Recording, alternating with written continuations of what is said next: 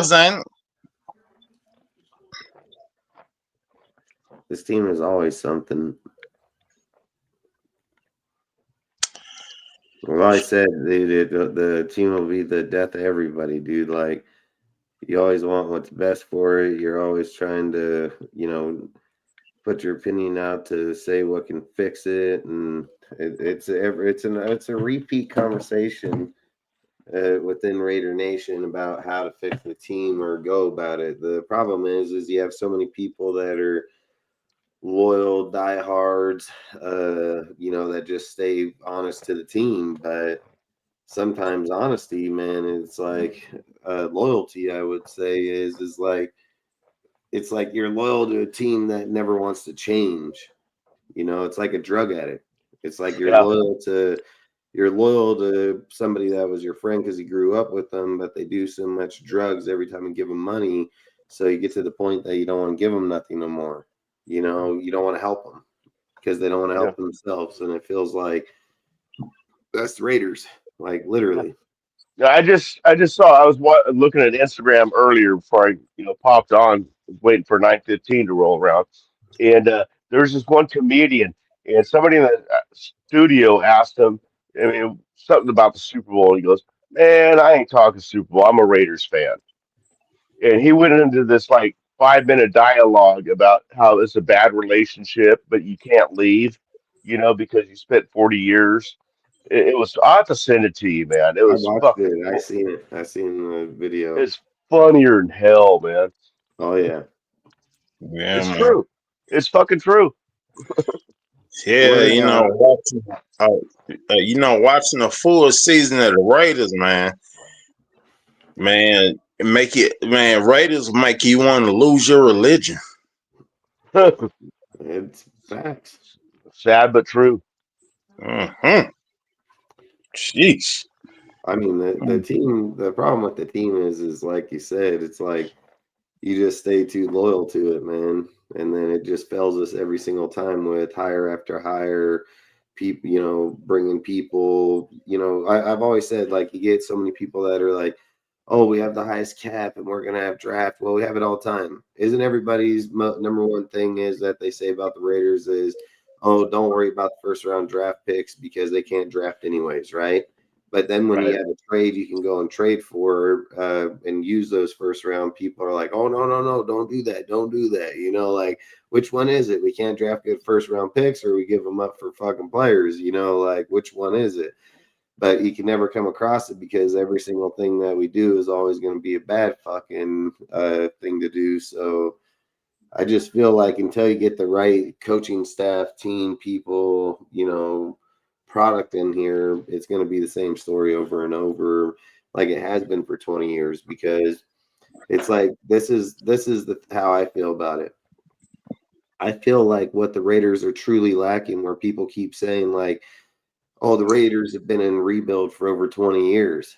I would kind of disagree with that because I would say the Raiders have been putting band-aids on for 20 years. A Right. rebuild consists of breaking down players, coaching staffs, fucking sections of it to the full degree. It's not okay, let's just get rid of this one guy and then let's replace him with another. That all you're doing is putting a band-aid on at that time. You're not rebuilding shit. It's just like putting Greg Olson in right now over Chip Kelly, right? You're not changing nothing. The difference is Greg Olson has a better game plan of calling, but he's playing from the exact same playbook.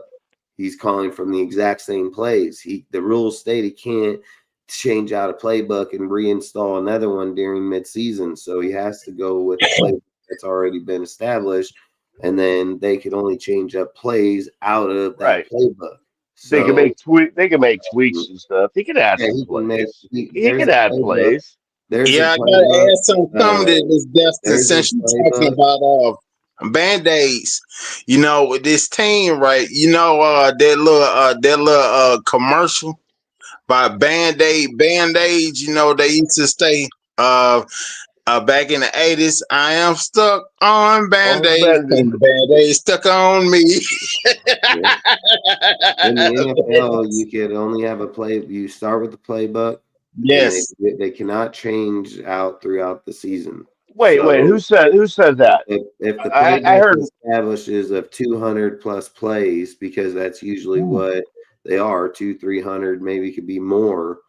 The team can go through and alter plays through the playbook, so they can change up however they want in there. But there's no physical way to install a new system during a fucking week of practice in the NFL. It's absolutely not happening. So, or even in the last 8 weeks. I mean, all they could do is tweak. They're just going to change plays in the playbook that Chip started here this year. The difference with it is Greg Olson will probably be able to call a better game plan, which again is something we'll talk about later on.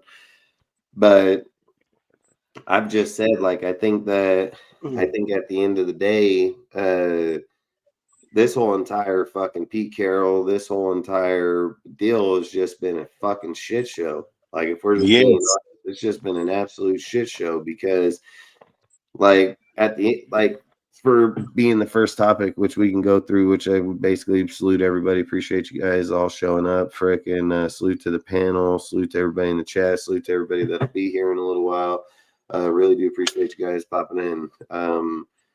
Basically going to be talking about multiple things, basically talk about yesterday's game, games before, and so on. So outside of that, basically, I would just say, like, this whole entire Pete Carroll fucking experience, dude, has been a fucking joke. Like, it's just been a straight, or before we start, if you guys want to give a shout out before we start, more than welcome, feel free. What's up, everybody out there in Raider Nation? It's the number one Raider Stunner. What? I'm glad to do this again, Dustin. I really appreciate you letting me be on your live. What's up, Set Time Raider Mike? And I'm ready. I'm somewhat ready to talk about these Raiders, because and I know, and Set Time Raider know, and everybody in Raider Nation know. Watching the whole damn season of the Raiders, man, make you want to lose your religion. So if I was up, mate. What's up, Bozzy?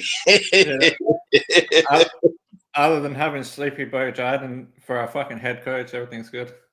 Yeah. Is that El Capitan I hear? What's that? Is that El Capitan that I hear? Oh no. No, this is Ozzy. Damn it. You're good, Mike. I'm sorry, man. You're good. So you guys are just talking about it's time to fire Pete, I take it from the Yeah, I was gonna say, like, basically the way I feel about it is Pete was the third option for the Raiders. The Raiders wanted to hire fucking Liam Coe, man, which was their main dude, Vrabel, and then fucking we get stuck with Sleepy Pete. And I feel like the way that this whole entire deal went is you hire fucking Spytek, which is a really good dude to be a good GM to run the team. That's why he gets 5 years. Then we go and hire Pete, give him 3 with 4th year option, and tell Spytek that we want him to work with Pete to be able to build his team. I've told people the second that, we got fucking lives on it, numerous lives where I said that when people brought up Pete's name, I said they're going to bring up Geno, and I said the problem with getting Geno is going to become is at what point does Pete fucking put Geno down if he's not working out? And I said that'd be my biggest fear, that Pete would ride loyalty with Geno and not bench him. Literally talked about it multiple times before we even brought him here to the team.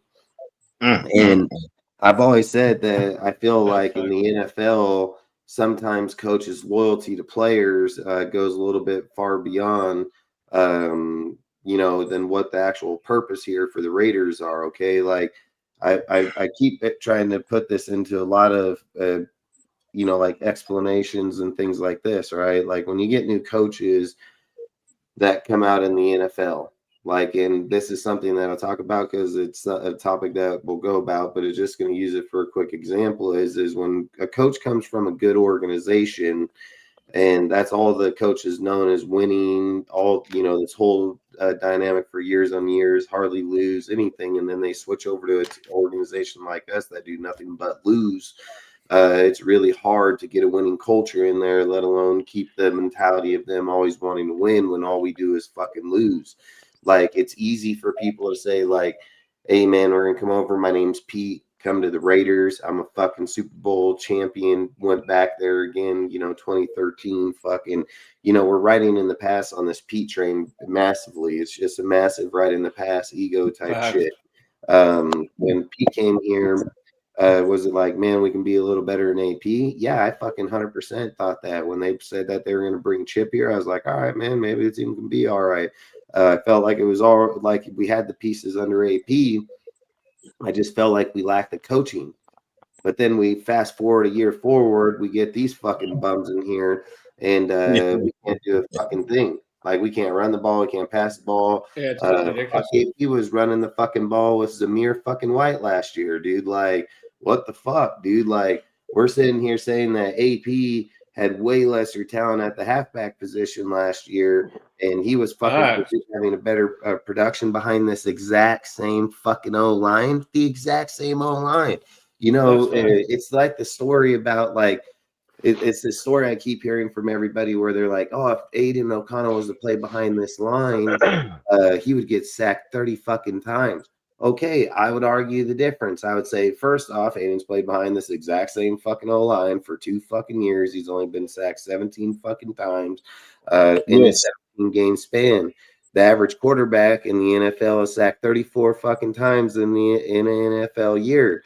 So to say that Aiden played out 17 games and only averaged 17 sacks behind this line, having 5 fucking sacks put on him against the Chargers in 1 game on Cleo Mack, and we're talking about Aiden's getting sacked hella times. Bullshit. Aiden literally took this exact same line, dude, outside of Alex Kappa, which, in my opinion, had a worser fucking player there the year before, and went into the motherfucking Chiefs' house, put up 340 fucking yards, 2 touchdowns, 0 interceptions, 140 to Brock Bowers, 1 touchdown, only lost the game to a botched snap by fucking JPJ.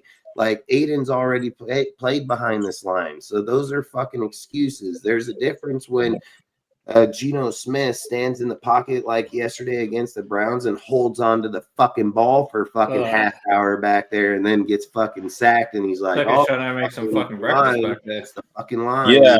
Like, he's holding on to it like it's his baby. I mean, I swear to God.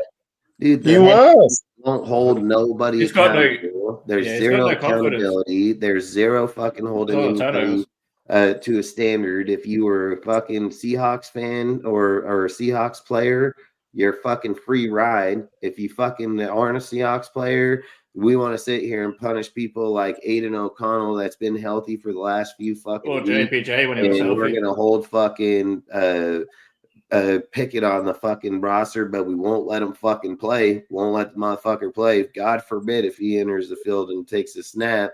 And then you have JPJ again, another player that is getting held to another standard. Why you got people like Kai Blue Kelly, Alex Kappa, fucking all trash fucking dudes playing for Chip. Not one of them get fucking told shit. Zamir or Devin White and fucking the Landon Roberts. All these dudes are all trash, dude. Fuck, you got Max going after these motherfuckers on the sideline. I mean, the team is falling apart. The team is straight falling apart, dude. And I feel like at the end of the day, the Pete deal is going to divide the team and players and whole deal just because he's going to be so stuck and fixated on the past, dude, where he's going to try to create it here. Because just like he said, I've never lost like this. I've never been to fucking only a few wins and 8 losses or 9. It's something I'm not used to. You're 74 years old. Like, what are you going to try to change now and get used to it now? Like, I don't think you can do that shit. Like, I feel like this is where I feel like the whole Pete deal just has to be over. Like, it has to be over. If even your head coach can't hold the player accountable, who's holding who accountable? Like, where's the accountability now? We've literally fired what's his name, the special teams kicker, McMahon. We've literally fired him. We've literally fired Chip, and fucking Pete's next. Because fucking Patrick Graham probably going to be with all of them at the end of this season. They're just going to be done. I mean, I feel like we're at a point. I feel like we're at a point now where the team is just. I think it's not just done lost it. You got fucking flipping off people, fucking Max going after Yeah, I saw people. that. I saw that, man. I'm like, man, you can't get mad at no fan because your Jamarcus Russell 2.0, you playing like a bum, man. I'm like, come on, man. I got some inside information about that, man. He was actually flipping off. I don't know if you all know him, but he's kind of famous in the chat. Hug D's, big Ms. Nuts. Yeah, yeah, He yeah, yeah. and Hug D's flipped him off and shit. And actually, Oh, he did. Gino, Oh, wasted time Gino, to mention that. no, there's more. There's more. Okay, Gino turned him in to okay. the facility, and Hug D's got a ticket for that. Got a ticket. Whoa. A ticket for profanity because you have your rules you're not supposed to do. They don't enforce most of them at Raider games, but I mean because I mean, Gino said I've been to something. so many games and flipping off fucking players. Right, right. It happens all the time. But Gino said something.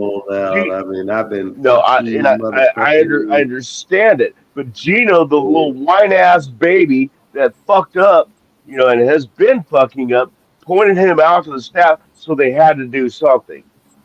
And then he flips him back off. But the Raiders are taking it very seriously. What they say, what punishment he's going to get will be.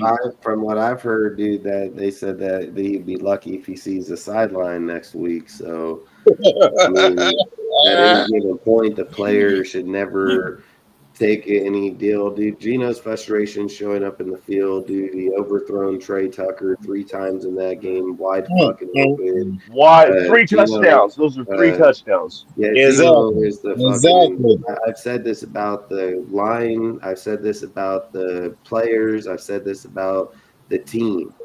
This is not a fucking player problem. This is a coaching fucking problem, and it's just 100% facts. I hate fucking AP. I mean, I'm not going to sit here and be like, oh, I just hate the human being, this and that. I just hate, like for him to be in the head coach, the way that we were going with that team. But if we were just to sit here and put stat for stat down on paper right now, AP's team was better led ran than this fucking team this year, and it's just facts. And if we don't sit here and hold the standard to the same standard that AP was fired with Luke Getsy and all of them, the way that they ran the team, but we're going to bring Pete Carroll in here and lose 2 more games and not even be competitive in any way, shape, or form in any of these games going out. And then when they got their we're going to quarterback, fucking keep him here. I mean, what the fuck? AP's team was at least competitive. Yeah, that's what I'm saying. If he got a fucking and he got stuck with Gardner Minshew. AP's team showed if he had a quarterback come this year, he would have been better. AP's team offensive line was breaking the top 10 in stats last year at the end of the season, and this fucking O-line is like what, fucking 40th out of 32? Somewhere around there. Yeah, and I mean, what, the fucking Brendan Carroll is so stubborn he won't fucking swap out the JPJ to center, but the second JPJ gets hurt, fucking what happens? Fucking they say, oh, JPJ got hurt. Meredith, somebody got hurt in the game. Meredith, let's put you to the guard position, and then let's put Alex Kappa at the center. Put Alex Kappa at center. Yeah. Yeah, and then what's Chip Kelly say right when he goes into the fucking presser, because he's a fucking moron. He says, Meredith, he's one of the best damn guards on our team. So I'm like, boy, you just stupid as hell. Did y'all hear the comment about Antonio? He said that he wanted that he said when he was the coach of the Raiders, he talked to Mark Davis, said he wanted to draft Shedeur Sanders. Did y'all hear that?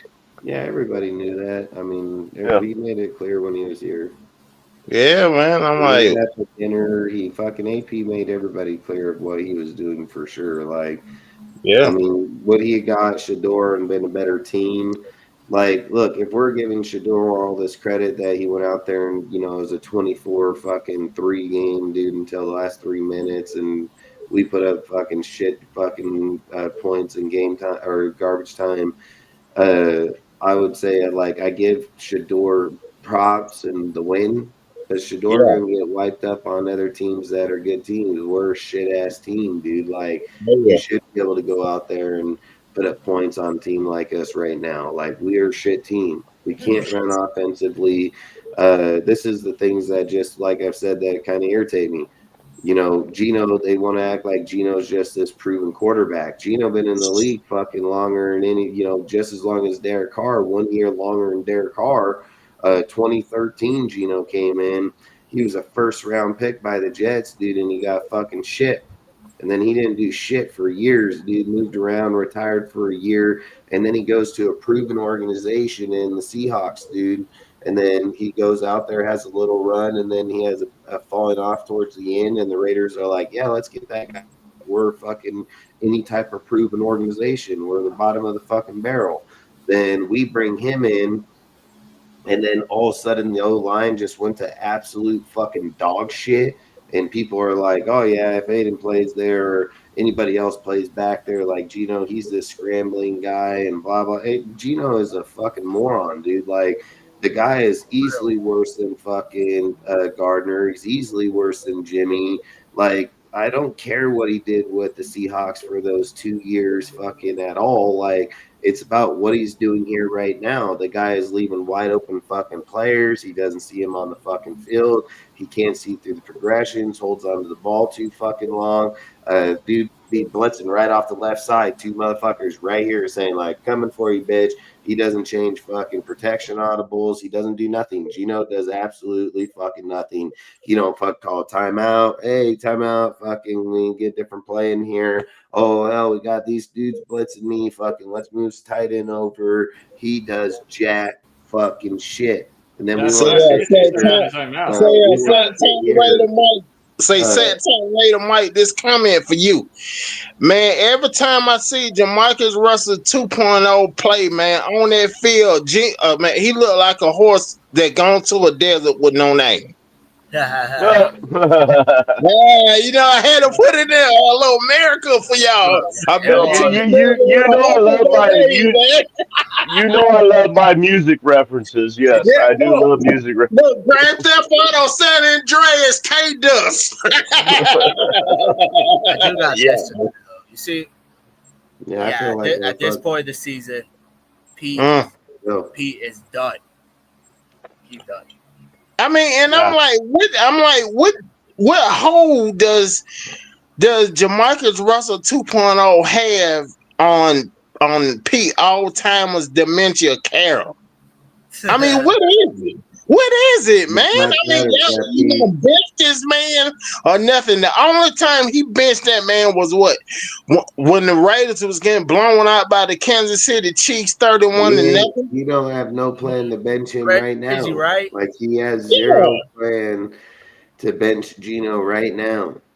Like, the only way Gino's not going to play is if he gets taken off on the card. Like, that's damn it. right. Or fucking Mark or fucking Spike Tech come in and say enough's enough. Fucking, we need to get him out. But this is what I think is about to happen. In my personal opinion, is I strongly believe that Spike Tech is fucking gonna say, all right, let's play him in Greg Olsen's fucking deal. Let's see if it changes anything here, and if it does, then we can think about moving forward with Gino next year on his $8 million buy, to buy him back. I believe if he comes out here and struggles in Greg Olsen's fucking deal going forward, that he will fucking move him out. You have JPJ that can come in the next 2 weeks. You already got Parham back. You got to get Colton back.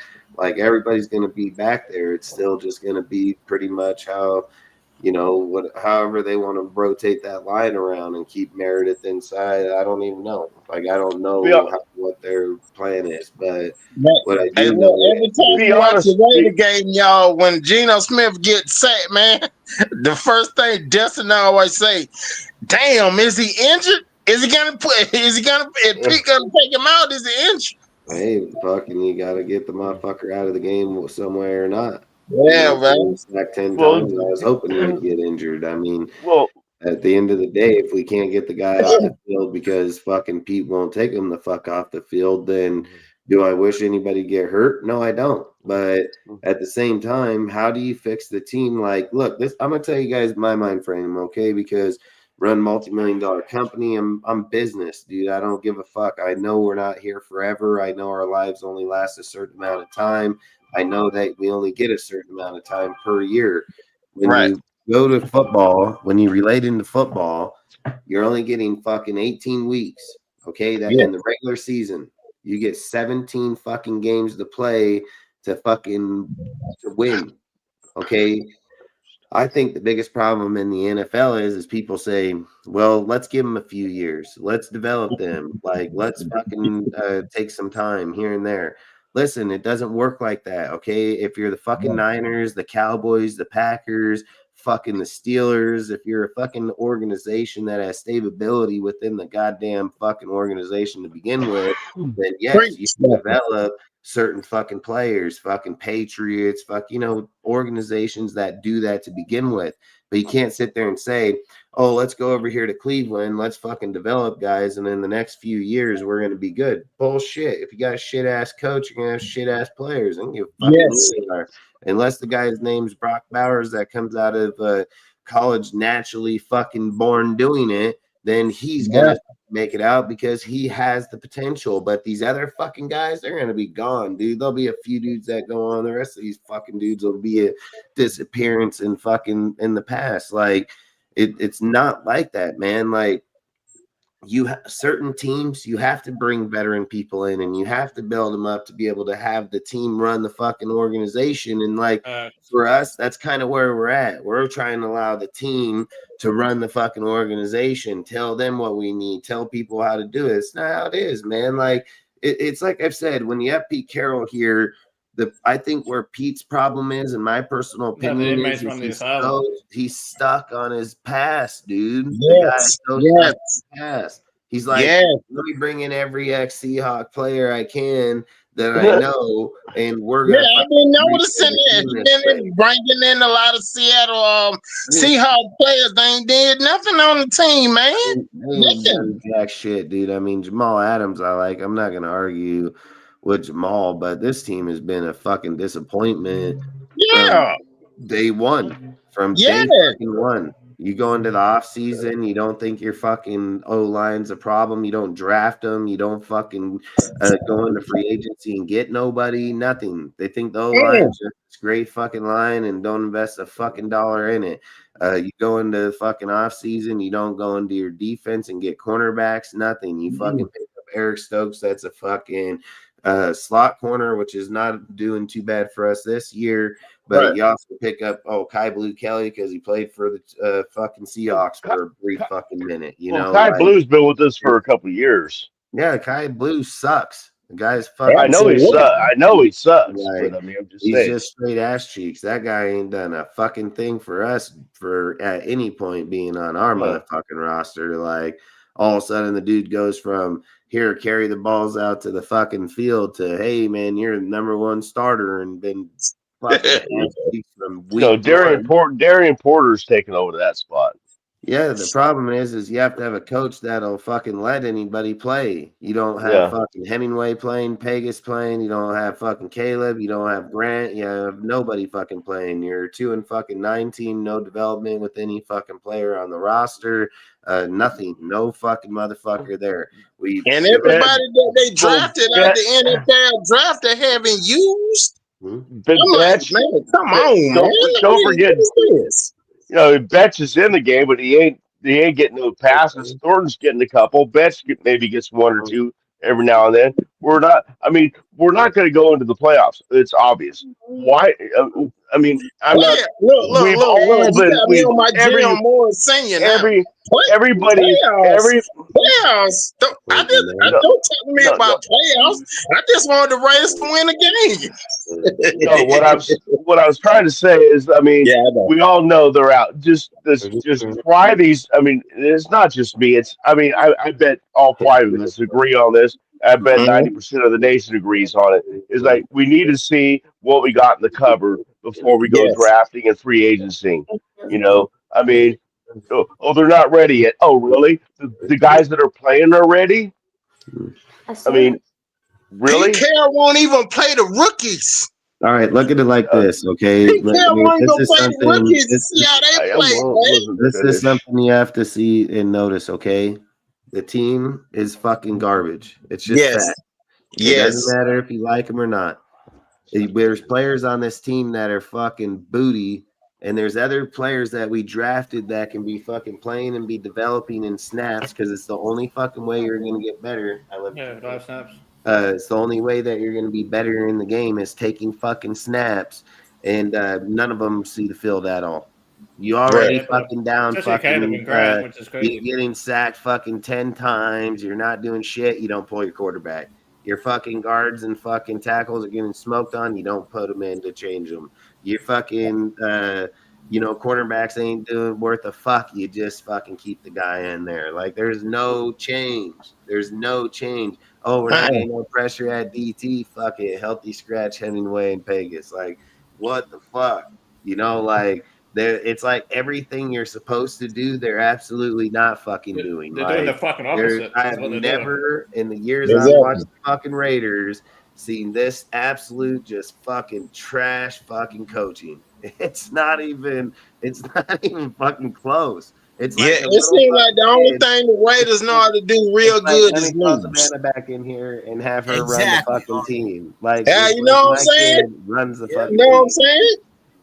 Hell yeah. Did you hear what I said, Desmond?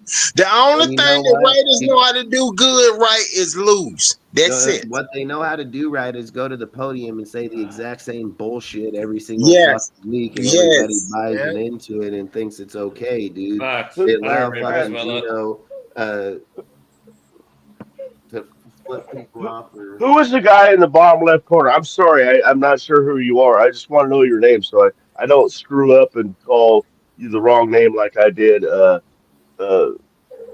Bush Raider. That's Adam.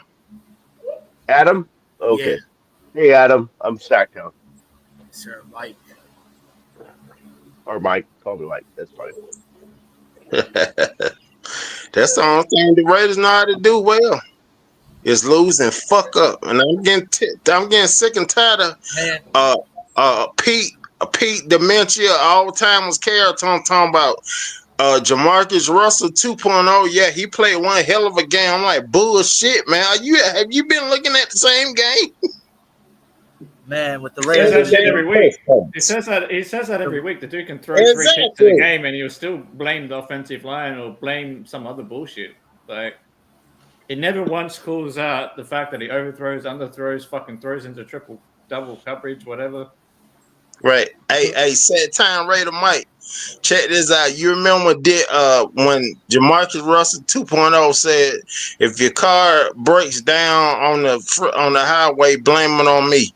Your kids mess up in school, blame it on me. Blame it on me. That was the most. Raider Mike. Say, I'm just like this. Hey, I'm like what the Jackson said. When I heard that, I'm saying Gino want to blame somebody. I said, don't blame it on the sunshine. Don't blame it on the moonlight. Don't blame it on the good times. Blame it on the boogie.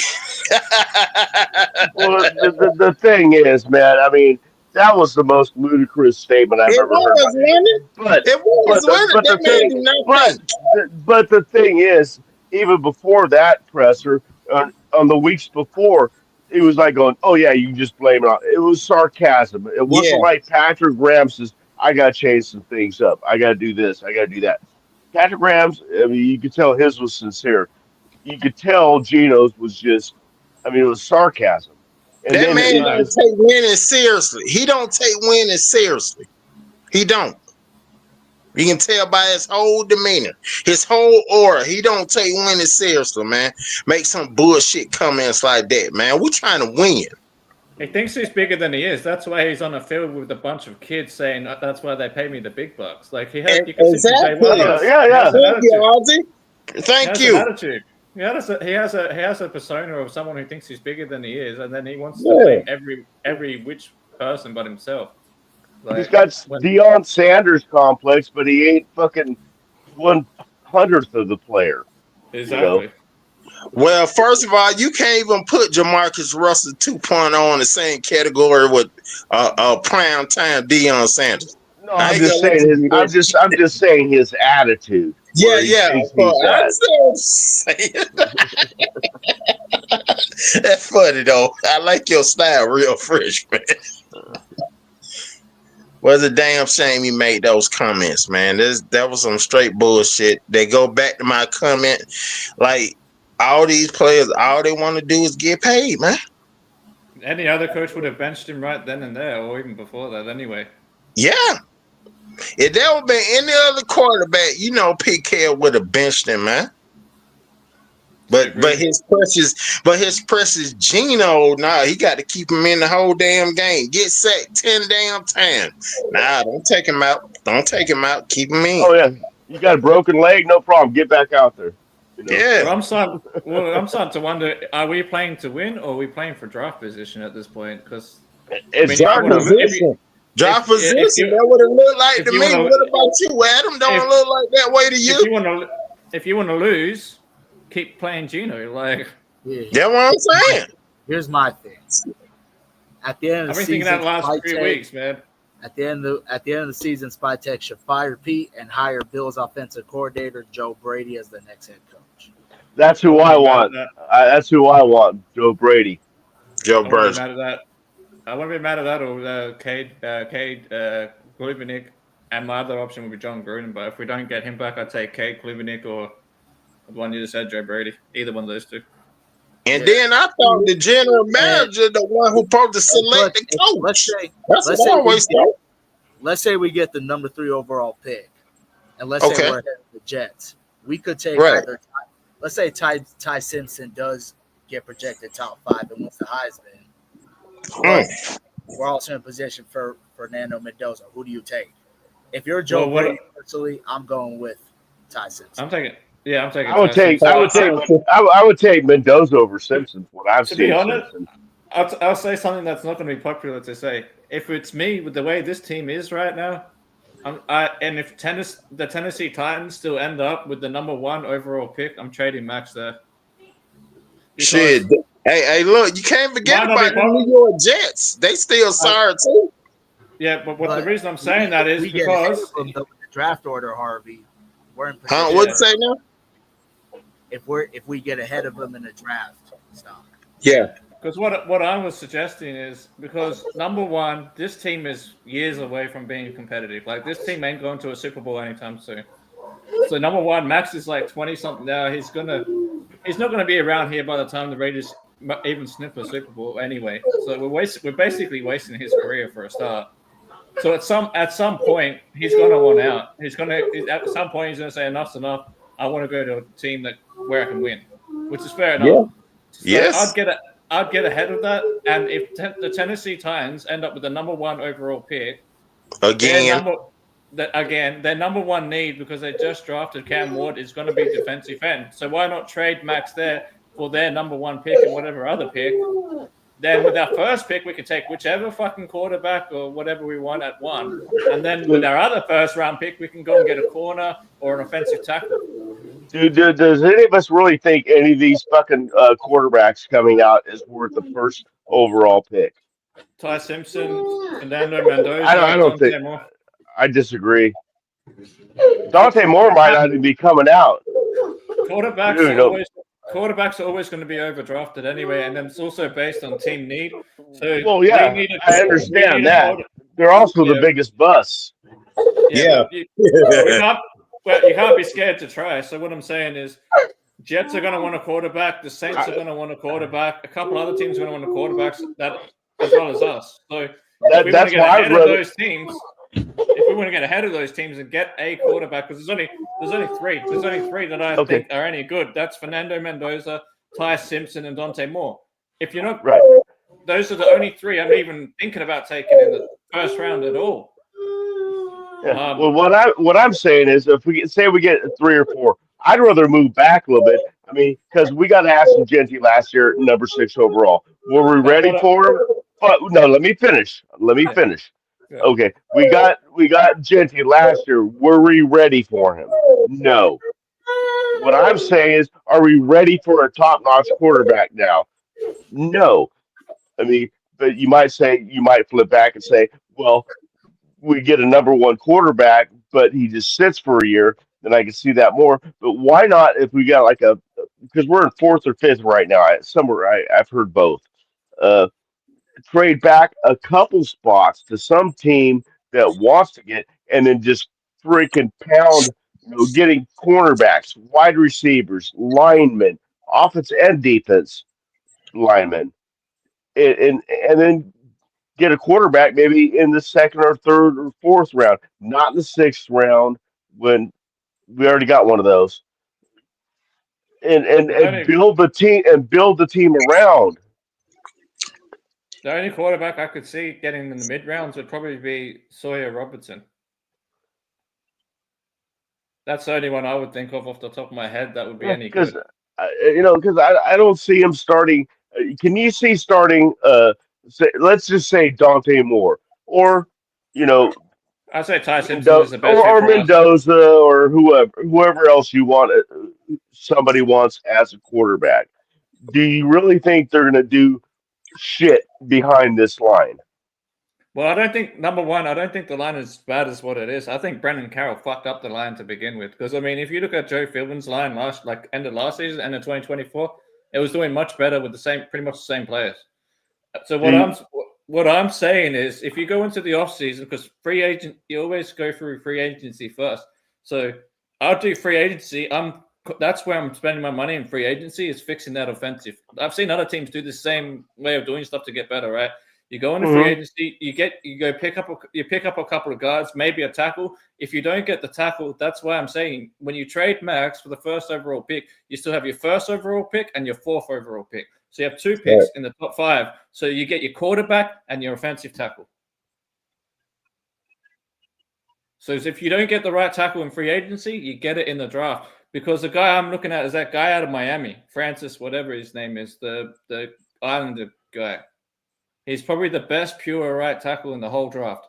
And he's probably going to be there. So if you get your quarterback, you trade Max to Tennessee for the 1st overall pick because they want edge help. He's one of the best edges in the NFL, no doubt about it. But right now, Max's value is as high as it's going to get because it's not going to get any higher. So if you trade him now, you probably get a 1st round pick and some kind of other compensation, maybe a player, maybe another pick, whatever. But the main thing is you get that 1st overall pick. Then you have pick whatever fucking quarterback you want out of all 3 of them. Whichever one you think best fits the coach that comes in. Then, which for me is Ty Simpson, just because I think Ty Simpson is the best prospect in this draft, even more than Fernando Mendoza. I like Mendoza, but I just think there's intangibles that Ty Simpson has that once he gets used to NFL speed, that Mendoza doesn't have. Mendoza has the arm and all that shit, no debate, but he doesn't have certain, football instinct that I think Ty Simpson has. But anyway, that said, I'd take Ty Simpson for my 1st pick, or maybe if we think it depends whether the team below us is going to take quarterback or not. Maybe we can trade down 1 spot if someone else wants a certain player. I don't know, but I'd just take the quarterback, to be honest. Just get your guy. Then with the other pick, with the 4th overall pick, that's when you can get the offensive tackle. You can either get Spencer Fano if he's still there. He might not be there, depending. If not, you get the other guy, Francis, out of Miami. That fixes, and then like I said, you fix your guard problems in free agency. And then I shift JPJ back to center where he should have been from the start. So you got 2 guards, JPJ in free agency, plus you put JPJ at center, you got Colton Miller at left tackle, and then you go and get your right tackle. Problem solved. That's how I would do. That's how I would build the team 1 year. Hey, I can't argue with your with your logic. I cannot argue with it. That's how I would do it. And the only way we can do it, the only way we can do it is we have to, but that's fine. I don't want to get rid of Max. That's the only thing I disagree I understand not wanting to get rid of Max. He's still my favorite player on the team at the moment. But it's not just the best player; he's the best guy in the locker room too, and the best leader. Yeah, I get that, but at the moment, this team is too far away for us to. I doubt we can build a team around Matt in the next 4 years that's going to be in a Super Bowl. What does Max do? He also brings other players along with him. So you're not just getting one Max, you're getting other guys that are trying to be like Max in the training and the discipline. That's a big thing. I get all that, but at the end of the day, that should be the coach's job. Well, it should be, but it's not. I mean, look at our coaches. But it comes better from a player. If you have a player, okay, say you're on a football team or any other team, are you going to take the advice better from a guy that's on the battlefield with you or in the military? I'll say military. Or are you gonna trust the guy that's been beside you fighting all the way, or the commander that sits behind the enemy lines? I'm gonna trust.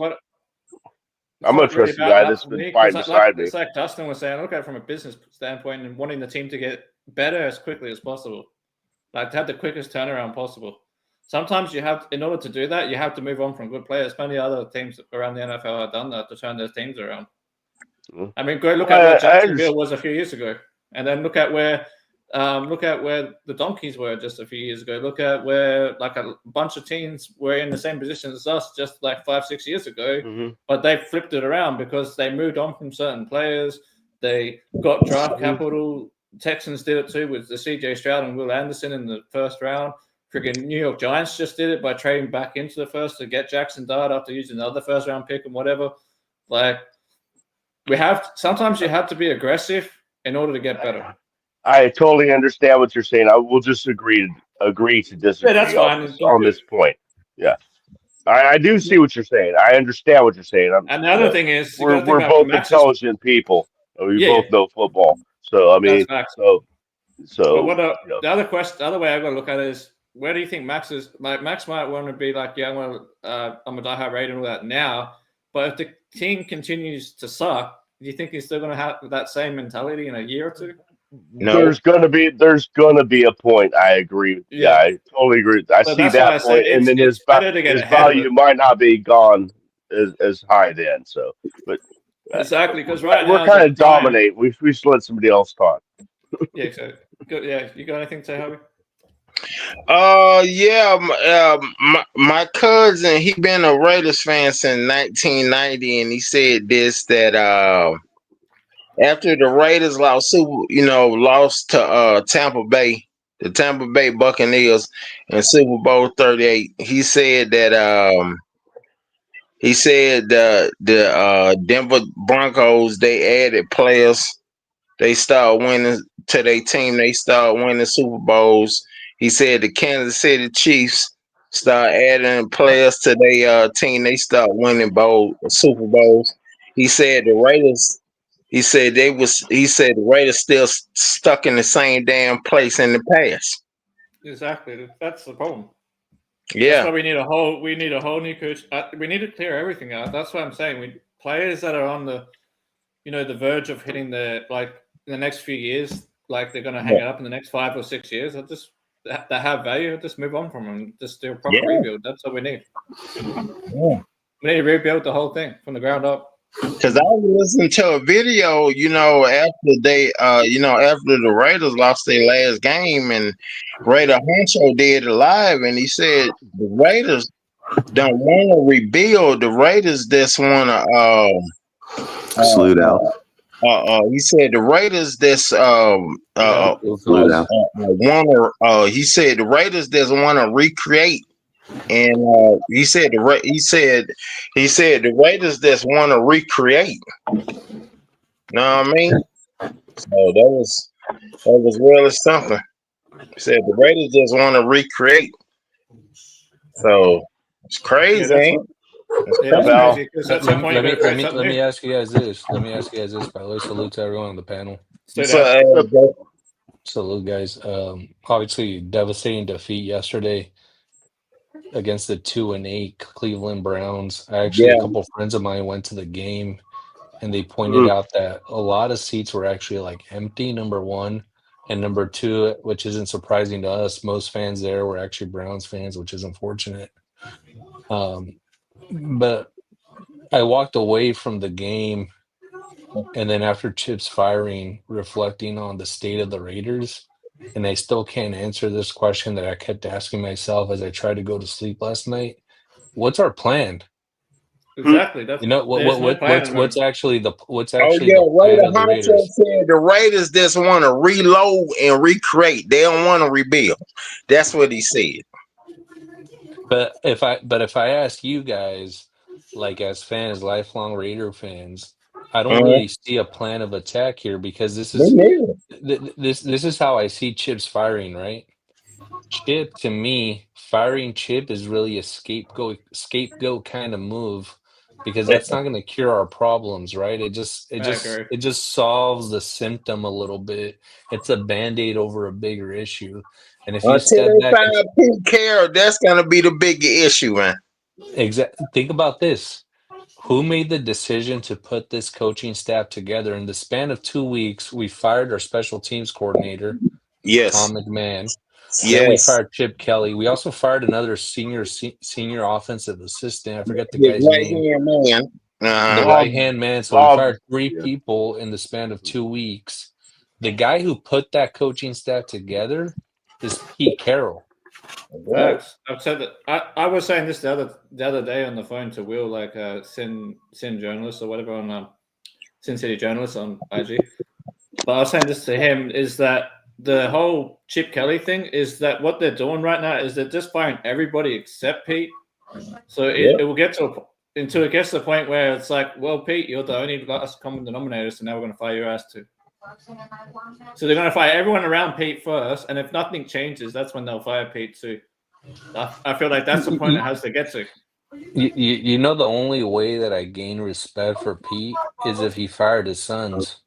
Yeah, he needs to, or at least demote your son Brandon Carroll and let This is why for everyone who's watching, everyone who's watching on YouTube, everyone who follows DSR, there's actually a life lesson embedded in all of this. You don't hire your family members, especially your kids, because it makes it really hard to fire them. You don't mix business and family.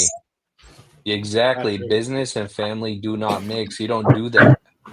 Like, you're not gonna hire your kids. Yes, if it's like, a family business, a restaurant, things like that. Yeah, if it's your business, not somebody else's business. If it's a little different, right? But when you hire a coaching staff, 2 of your kids,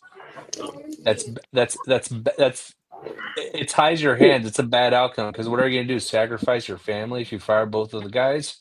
What if you fire one of them and keep the other one? All of a sudden, you're playing favorites as a dad. He made these decisions. He decided to hire his kids. Yeah, it was a stupid move to put fucking. I never understood the move of putting Brandon Carroll, who's a college coach, over Joe Philbin, who's got like fucking 40 years of experience. I understood the move, Ozzy, because I got why. Yeah, I got that. He's trying to get his kids into NFL coaching. I agree. And does anybody know what his other son even does? He's the quarterback coordinator. Yeah, he's the assistant. He's the what? What's his actual title? I don't know. Quarterback coach with fucking Greg Olson. Yeah, he's an assistant quarterback coach, and he also helps with game management. Game management. That's what I'm saying. What the fuck does he actually do? If he didn't, if he'd be more useful handing out Gatorade to the players. If Pete wasn't the coach for this team, Brendan or Nate probably wouldn't have a job. So he's only got them here because of him. That's why Spytech needs to fire Pete at the end of the season and just go hire Joe Brady. Hey guys, the other reflection that I had after the game, after what is it? It's been 10 games, 11 games. We're 2-9 now. Yep. So you think about all the rookies. We had a massive rookie class. I mean, I've been following the Raiders for years. I don't think we've had this many players out of the draft that made the roster. how many are actually playing consistently? We have Ashton, who's playing some snaps. Mm-hmm. We have Playing fucking bench Jack too, Bash, so. who's playing like 2 snaps a game or whatever it is. Anyways, most of the rookies aren't playing snaps, right? So what this signals to me is that there's a massive disconnect from the players that Spytech drafted and what Pete wants. That's what I was Those saying Bullseye. earlier. Bullseye. That's what it is, man. Like Pete And doesn't I like think the the problem players who is got drafted. this is the problem of having an owner. Sorry, this is a problem having an owner that doesn't know what the fuck they want, because it's like, Right. are we rebuilding or are we winning now? And it's like they want to do both at the same time, and you can't fucking do that shit. That's why we're sucking right now, because you haven't picked which. It's like you're at a crossroad. Are we winning now or are we rebuilding? And then they tried to go and get Gino to win now, who sucks ass. And now we're not developing anybody when we should have just went into a full fucking rebuild from the fucking start. I'd The rather, Raiders guys, are I'd trying to rather lose. reload. The Raiders are trying to reload and recreate, just like Raider Hunter said. Guys, The I'd Raiders, rather future lose with a past bunch of Pete rookies. Carroll to begin with. I mean, Yeah, that's Pete facts. They Carroll never is should have hired fucking him. old as dirt. Like he's Yeah. only here for fucking 2 years at best. I think he had his. I think he has playbook on these like big stone things that he carried in his arms. And then Jim Like Rohn, Moses. I was listening to Jim Rohn. Jim Rohn called Pete Carroll the gum assassin because he kills Just smacking gum. gum. He's just smacking gum all day. He Yeah. called Mark Davis the ball assassin, and he called Tom Brady bacon face. You know, look, Pete doesn't carry a play calling sheet at all. He doesn't call plays, and no, he has those two big stone things that are He's a carved in stone, guy. like Moses with the 10 Commandments. More years. He's only here for a few more years, and he's done. So this is what I can bet. He says Chavez says 52%. I'm willing to bet it's like a 15% chance that Pete ain't here come next year. I think Pete's already done. I think when you fire the OC and the special teams, you got to remember we hired the special teams. It wasn't fucking Pete. We've had him for multiple years, and then I never liked that hiring anyway. So I never liked that guy either. Fire him. When you bring Chip from college, pay him the highest paid OC in the league, and you're talking about like, oh, we're going to try to rebuild bullshit. It already shows the second that he fired Chip that wasn't their intention to begin with. There's only going to be one more guy left on this motherfucking block to be fired, because it's not going to be Patrick Graham, because that's a Mark Davis hire. So the blame will go to Pete at this point in time. And I've said it, the coach won't be fired during the season because it'll cause too much turmoil of making changes in the head coaching position. But you mark it on that Chiefs game, he's going to be fired just like Jack. He's going to be fired just like Antonio Pierce. Pete will be done this year. He will be done. Spytech will go out. When is He'll get his own head OC. coaching He'll interviews? get his own DC. I've said, like, what I think Spytech should do, in my own personal opinion, is he should go out and try to fucking get Clint Kubiak come over here, fucking be the head coach / OC. You keep Greg Olson on because he already has familiarity with these guys. He knows a lot. He knows what he does, so he would probably be good. And if not, who cares? Get rid of him. Doesn't matter. I would go after him because of the fact that the Raiders have always been led by the offense, dude. They always, Derek Carr won plenty of games without having a good defense. He just put up points, you know. And I feel like when you're looking at people like Thornton, Besh, Bowers, Trey Tucker, you know, you're going to have the draft, the offseason again. We can end up trading for T. Higgins. T. Higgins on this squad would help us out massively. Especially for the future of the next few years. There's a lot of options that can help the team here and make us better, you know, going forward. But like, I believe that if you were to get Kubiak, he's young, he knows the West Coast from his dad, Greg. the old school West Coast. He knows the new school West Coast, dude, through Kyle Shanahan. Everywhere he's gone, he's only gotten better. His offense is getting better.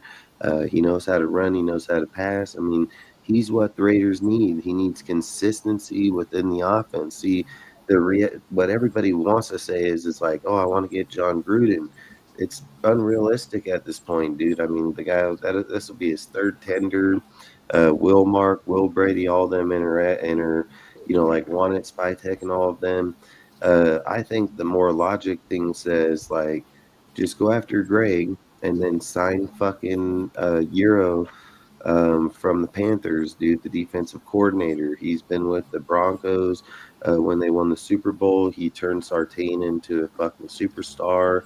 He's been with the Rams. He's been all over. The guy has the pedigree of McVay and what's his name?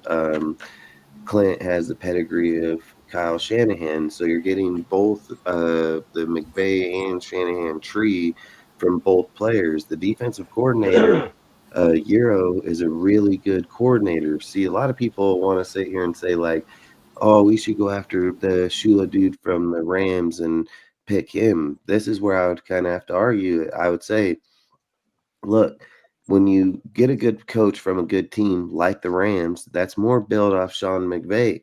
So when coaches leave those type, and I'm not going to say Sean hasn't had a coach leave there and be good, but a majority of them don't. They don't leave and go have the success at the head coach, just like Patriots didn't have the success, just like a lot of people don't. It's very rare that you see people like Euro, or you see people like Clint that could have the potential of going around multiple different systems, making them better. So he has the potential of doing it. Euro has the potential to be a head coach too. He's a really good fucking coordinator, really good player or coach. I mean, Euro can easily be a head coach too. So you're getting two head coaches for one. You're going to get Clint, because I believe the offense should be led by the head coach. And then you'll get Euro, where Euro, in my opinion, would be better than the dude like Sala or whatever his name is. And this is the reason why. Euro has shown that he goes to the Donkeys, wins Super Bowl. He knows how to run a really good defense. He was with the Rams. He knows how to run a defense, man. But when he goes to the Panthers, see, he didn't go to another good team like the Eagles or something like that. He went to the Panthers, worst fucking team out there, really fucking bad team for a long time. And look what he does with the defense over there. That's what we are. We are the Panthers. We are not the Rams. Like when you're bringing coaches from that winning environment and bringing them to a very losing environment, the transition doesn't usually change unless it's a guy like Gruden or, Andy Reid, somebody that has the mentality that can change it. In this case, you want a guy like fucking Euro. Euro knows how to take a bad team, turn him into a good team. He knows how to take no-name players, no-name talent, and make them Pro Bowlers. That's the motherfucking guy we need. So if we go after Clint and we go after Euro for the defensive coordinator and we go after Euro for the fucking head coach / OC, I believe you give them the next few years, 4 or 5 years, and make damn sure that, hey, year one, you don't have to worry about a record. There's no record year one. Just get your system installed, start getting your players that you want, go out there and start teaching the base. Like by year 3, we can start talking about, okay, where's the development? Where's the record? Like, I think year 1, you can't ask for a record. Like, if Pete would have came into this whole entire deal as hey, man, we're going to go in a rebuild. We're going to try to build up this team, be better in the long run. Pete didn't do that. Pete came in and said 10 plus wins, never been anywhere, haven't won 10. We're going to win a hell of a lot. We're going to win. All right, then, Dustin, Raider Ozzy, L Ghost, set time, Raider Mike. All right, I'll check y'all next time. And remember, set time, Raider Mike. Say, I'm as free as a bird now, and this bird you cannot change. Leonard Skinner, man. You used to come out to that song. Michael P.S. Hayes, Buddy Jack Roller, and Ted Bam Bam Gordon. May rest in peace. The fabulous Freebirds. I'm out. Y'all take it easy. Man. We have to look at the future. If the Raiders go out with the Pete Carroll, and let's just use this hypothetically, let's say Pete changes it around, goes out, wins a fucking playoff game, starts pushing the team in the next 2 to 3 years, right?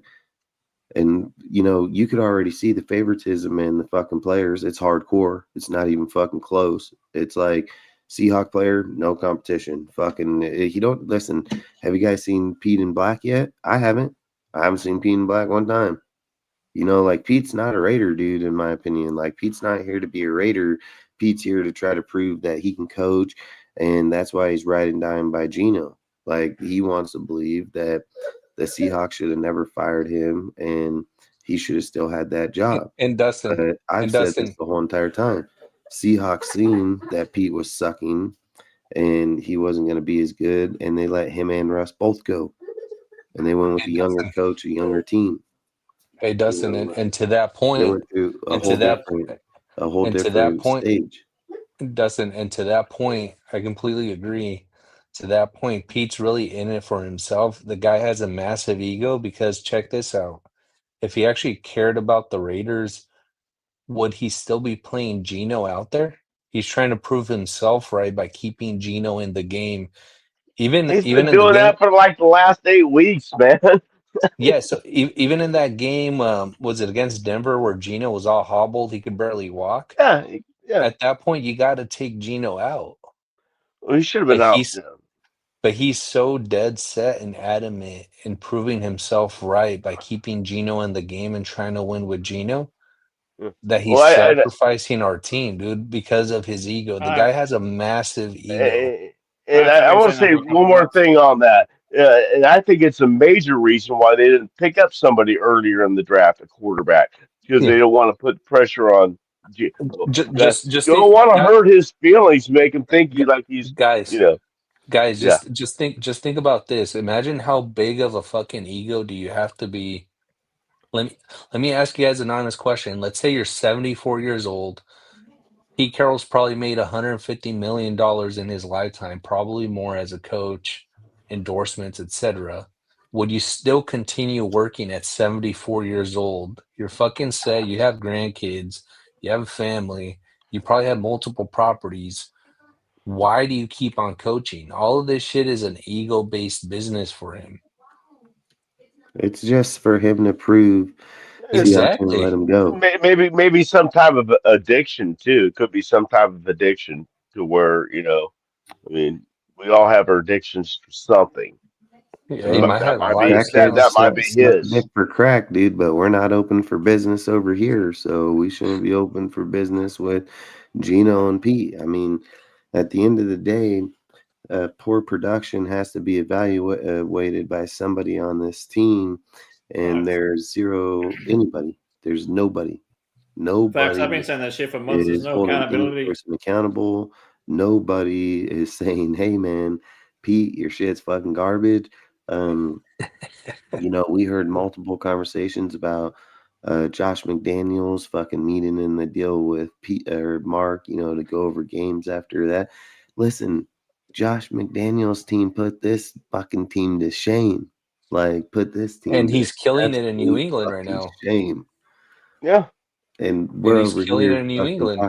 Got the best AFC record, AFC record right now. Pete is the worst Raiders coach. It's just facts. And at a certain point, like, okay, we owe Pete $15 million per year, fucking for 2 more years, $30 million. And people will sit here and say, well, Pete's paying 5 other people. He's paying John, paying this. Listen, John's case was settled out of court, dude. They already paid that off, dude. Like, John isn't waiting on fucking Mark to pay him no money. That shit's done and over with a while ago. Let's just say in the scenario that he owes Josh McDaniels 10, he owes AP 8, he owes fucking Chip 6, and he owes fucking Pete 15. He's gonna owe Chip 12.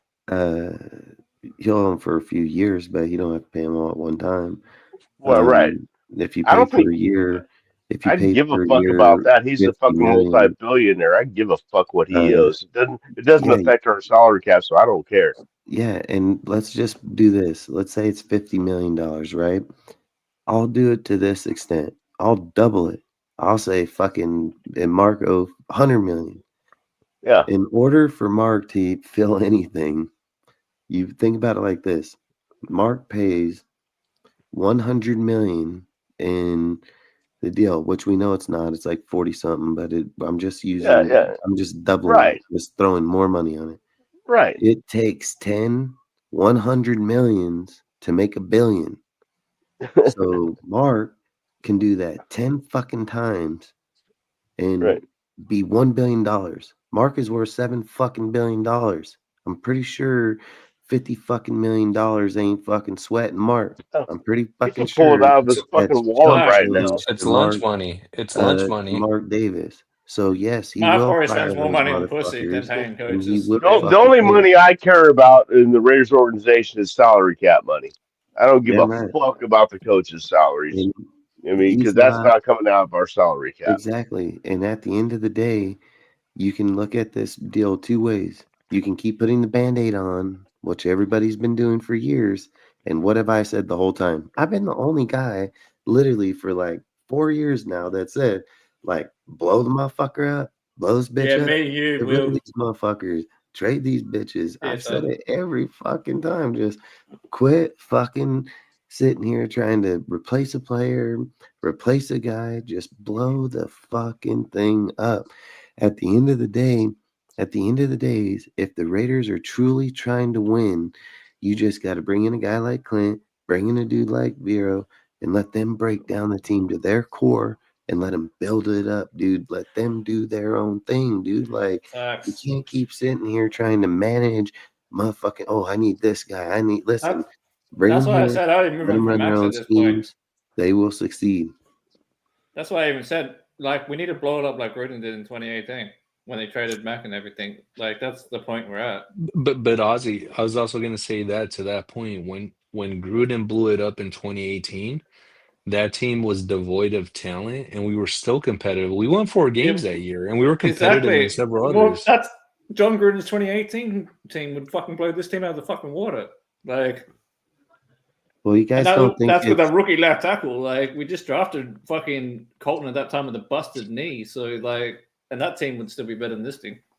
You don't think it's funny that the Jets go out there, trade away fucking Sauce Gardner, give up Quentin Williams, and then their very next game they're playing better? Exactly my point. You don't think I was about to go there. Sometimes big name players like that don't hurt the fucking team? They do. Like, just have more of a voice in the because they have more of a voice in the coaches and stuff. How long has Max Crosby been on the team? And how long have anybody ever seen Max literally going after players on the sideline?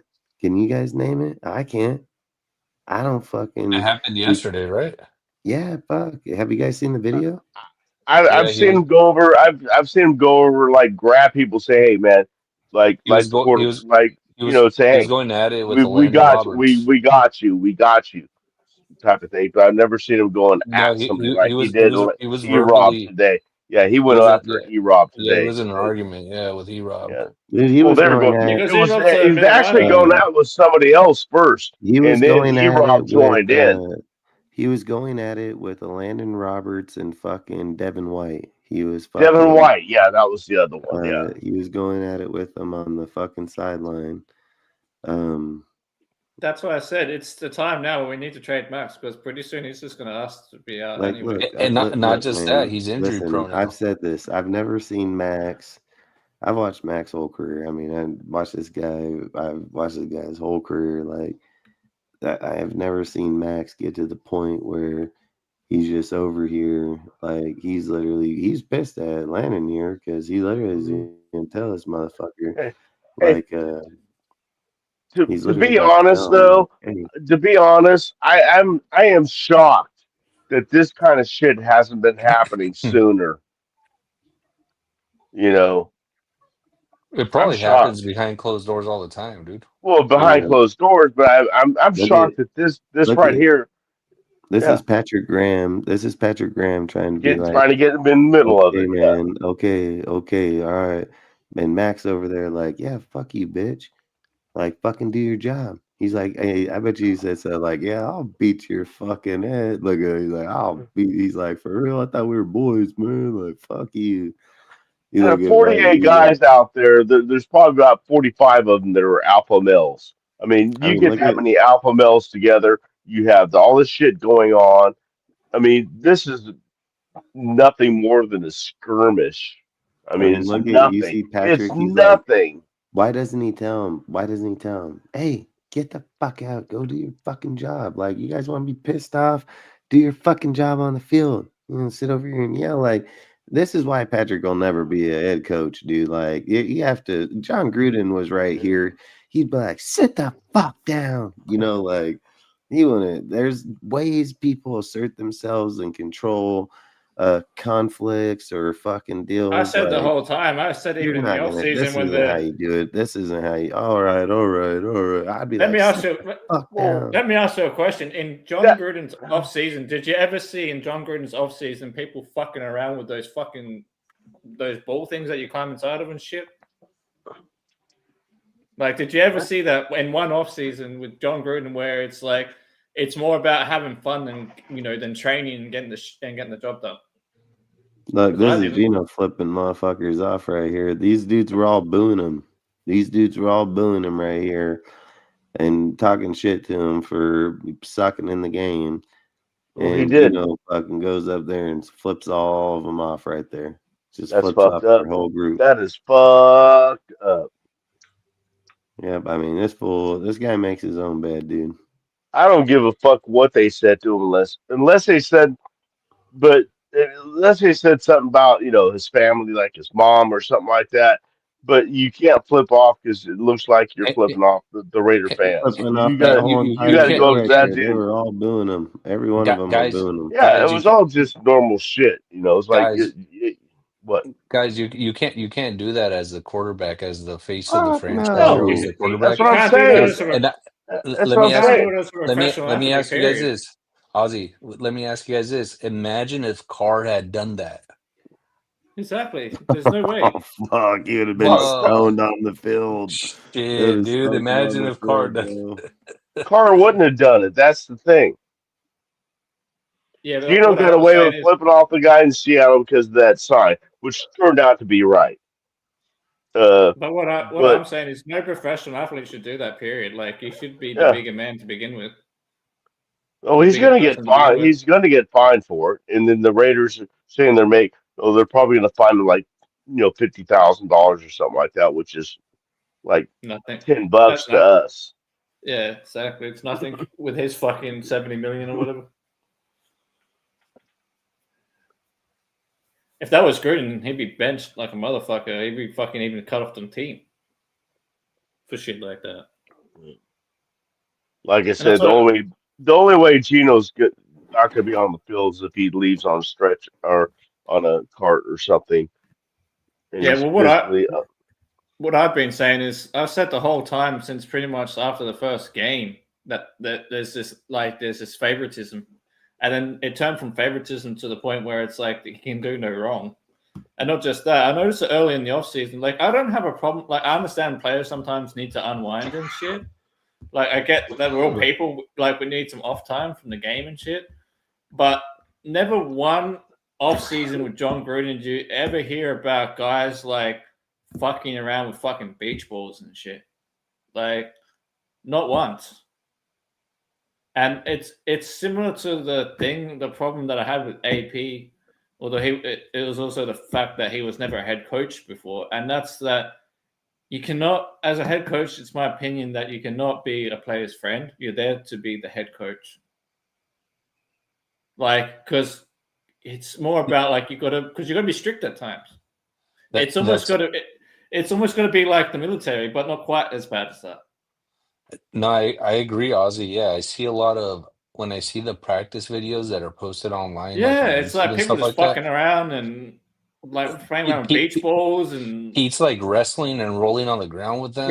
It's kind of weird, man. It is weird. And the thing is, there's no discipline, and that shit shows up in the field that there's no discipline. Like, you got guys like in the other game, what was the Cowboys game, I think it was, where the dudes literally stopped mid play and just let the guy waltz into the fucking end zone. Like, what the fuck was that? Like, you're not even gonna. It's like Jack Jones fucking 2.0. Guy's not fucking tackling. Like, just stand next to the guy and don't make a fucking tackle. Like, what the hell? Yeah, I think what's coming to fruition now, or what's coming to light, is that you know when you go to the store and you buy a fucking loaf of bread, or let's say a jar of peanut butter or whatever, and you look underneath that motherfucker, it usually has an expiration date, right? Yeah. He reached his expiration date. Facts. The shit went rancid, dude. It doesn't work anymore. It's not palatable anymore. It's not healthy anymore. It had its run. It's no longer good. Yeah, Pete's whole system is outdated. Yeah, like that cover 3 bullshit. Like, yeah, you could run it for a few snaps here and there, but you can't run it 90% of the time. Nah, it's like, I think it was Kennedy or someone, maybe Alan, said House, about the House. Okay. You're 100% right. If Gino walked out flipping off people, leaving the stadium, they would have beamed the fuck out of him, dude, with bottles and. You mean car? Don't forget about the car batteries, man. Don't forget about the car batteries. He would have got fucked up, dude. Yeah, dude, he wouldn't have made it out alive, dude. I will say something. As being in the black hole for many, many years in Oakland, if Geno Smith would have done that to the black hole as he was leaving, it would have gotten ugly. Fuck yeah, real quick. It would have gotten ugly real quick. I'm telling you, he would have got fucking beamed with bottles and everything that was around, dude. He would have got fucked up. Look, we've been throwing our Raider gear at it. Even guys that don't probably hop that wall, dude. Like, that's probably why the tunnel wasn't by the black hole. It was its 50-yard line. I mean, when you have a corporate stadium, it's a lot safer, you know? I don't know, man. I don't know if I really.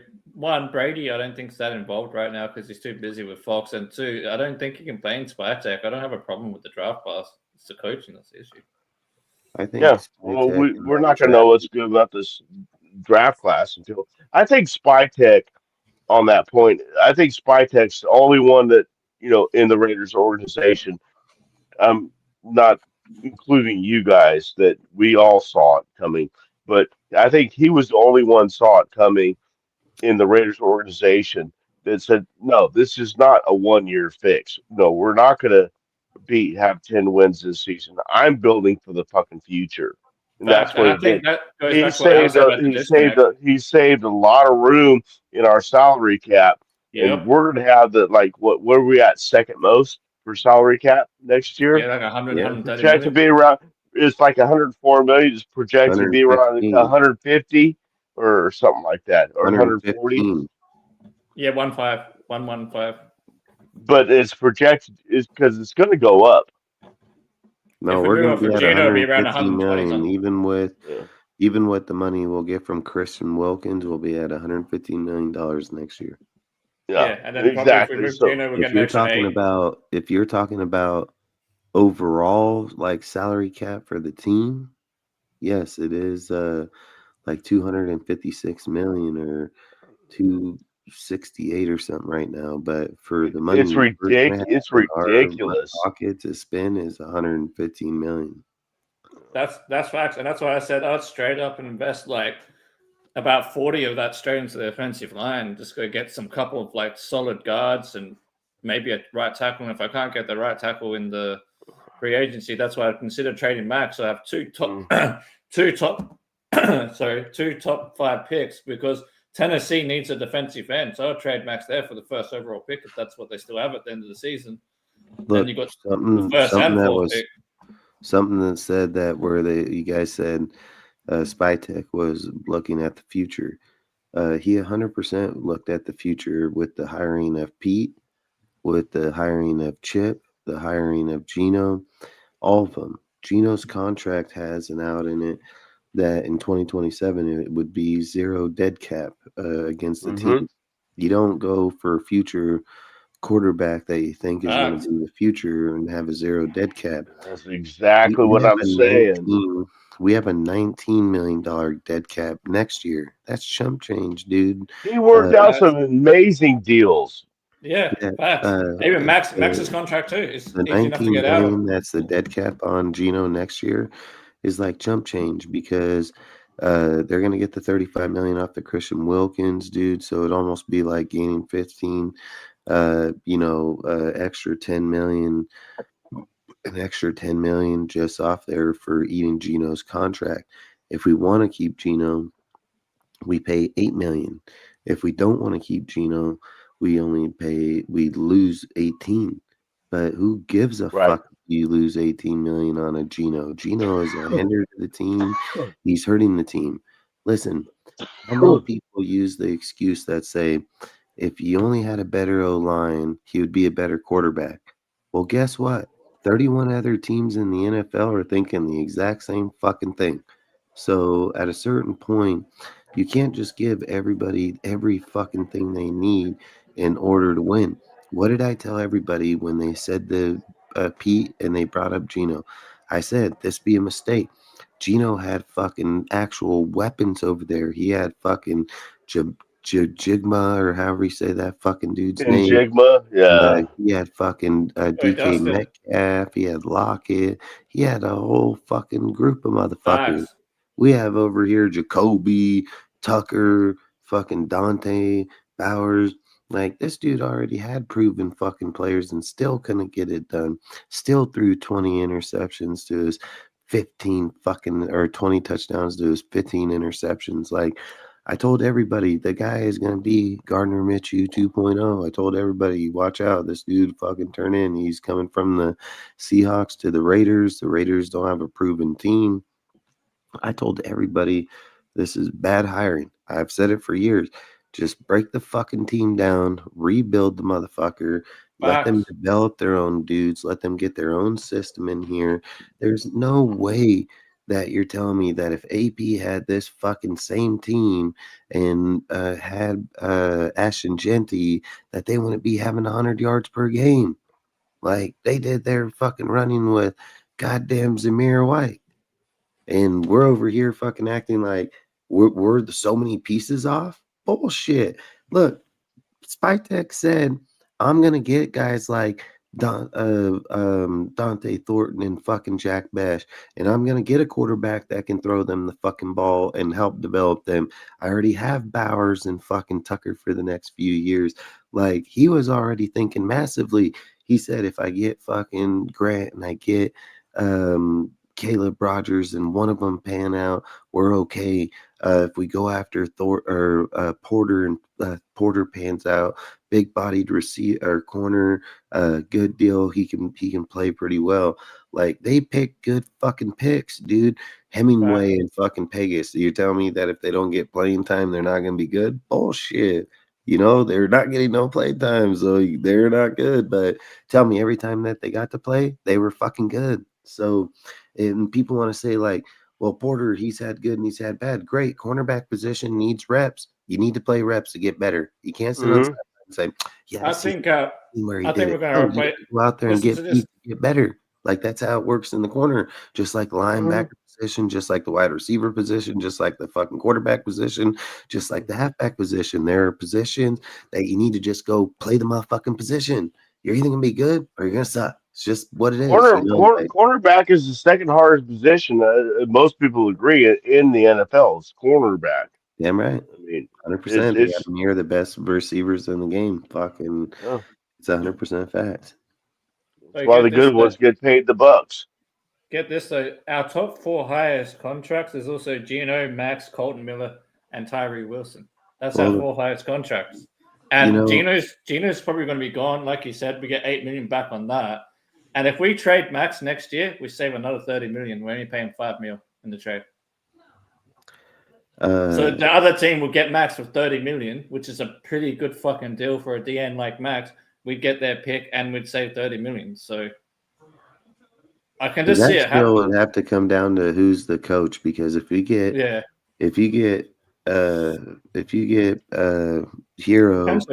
If you get Hero, he's going to need Max Crosby 100%, especially for his scheme, for him to want to leave the Panthers to come here. It would all depend on what coaches you're bringing and like how you're going to go about the scheme, because if you're just going to go after like young people nobody knows, then yeah, I would say give value. But if you go after a coach like Nero, you're going to have to get a DT, because he needs a fucking run-stopping DT that can get after the quarterback pass. You're going to probably need to get another edge outside of fucking Kuntz, because just Kuntz hasn't got to where we thought he would be. I think he's gone after this year, to be honest. A DB, a cornerback for him, and I think this guy can win with the team we have. He's good. He's a good coach, man, but he's going to need a corner, a DT, and a fucking edge. But he'd be a really good coach for us. And I just think for the Raiders, you have so many problems, man. So the way I look at it is, unless you can pair up, like I said, Clint and Euro from the Panthers, and they have chemistry from being together with the Donkeys. So they've played together or coached together on the same team. So they can most definitely come here and be a good coach pair. And their contracts damn near run with each other exactly, because Clint will be up this year and Euro will be up this year too. So, and I think he's getting paid like $3 million per year over there. If you're going to try to keep Max and convince him that, hey, man, we're going to try to, be a good team, you can't do it with fucking Pete. Like, you never see Max to the point where he's just like, hey, man, you're not doing your fucking job. Pete's supposed to be a defensive-minded coach. His scheme's not showing up on here. I mean, we've had some pretty bad teams, and I haven't yet to see Max get to that point. And I feel like you get to that point because you're tired of dudes just not doing their jobs or not picking up the deals, and all the practice every fucking week, all the work. I've always said Max's energy, nobody else matches Max in any way, shape, or form. So I think if the team was going to do it right, keeping Pete would be a disaster. I think you're just going to hurt development on players. You're going to hurt this team for years, because Pete ain't trying to develop. Pete ain't trying to bring people out. If Pete can, his next player will be Bobby Wagner. If the fucking Washington Redskins cut Bobby Wagner because he wasn't playing well, he would be the next fucking guy on this team. So I'm just saying, whatever Seahawk players are out there, this guy's going to go with it. And deal is like, any quarterback would be benched. They don't care what their name is. They'd be benched for a game to be like, hey, you need to get your shit together. Like, Gino's shit is not together. And people can argue the fact that the O-line is the fault. I would say, listen, there are plays that the O-line allows a player to blow by and get a sack. I'm not going to argue that. But there's a lot of times that Gino holds onto the fucking ball too fucking long, that if you had a quarterback that got the ball off and, just like the average in the NFL is right around 2.2 to 2.5 seconds in the pocket, you probably wouldn't have that problem that many times. But when you have a motherfucker that just babysits the ball, well, dude, I'm not going to blame the O-line for, half your fucking sacks.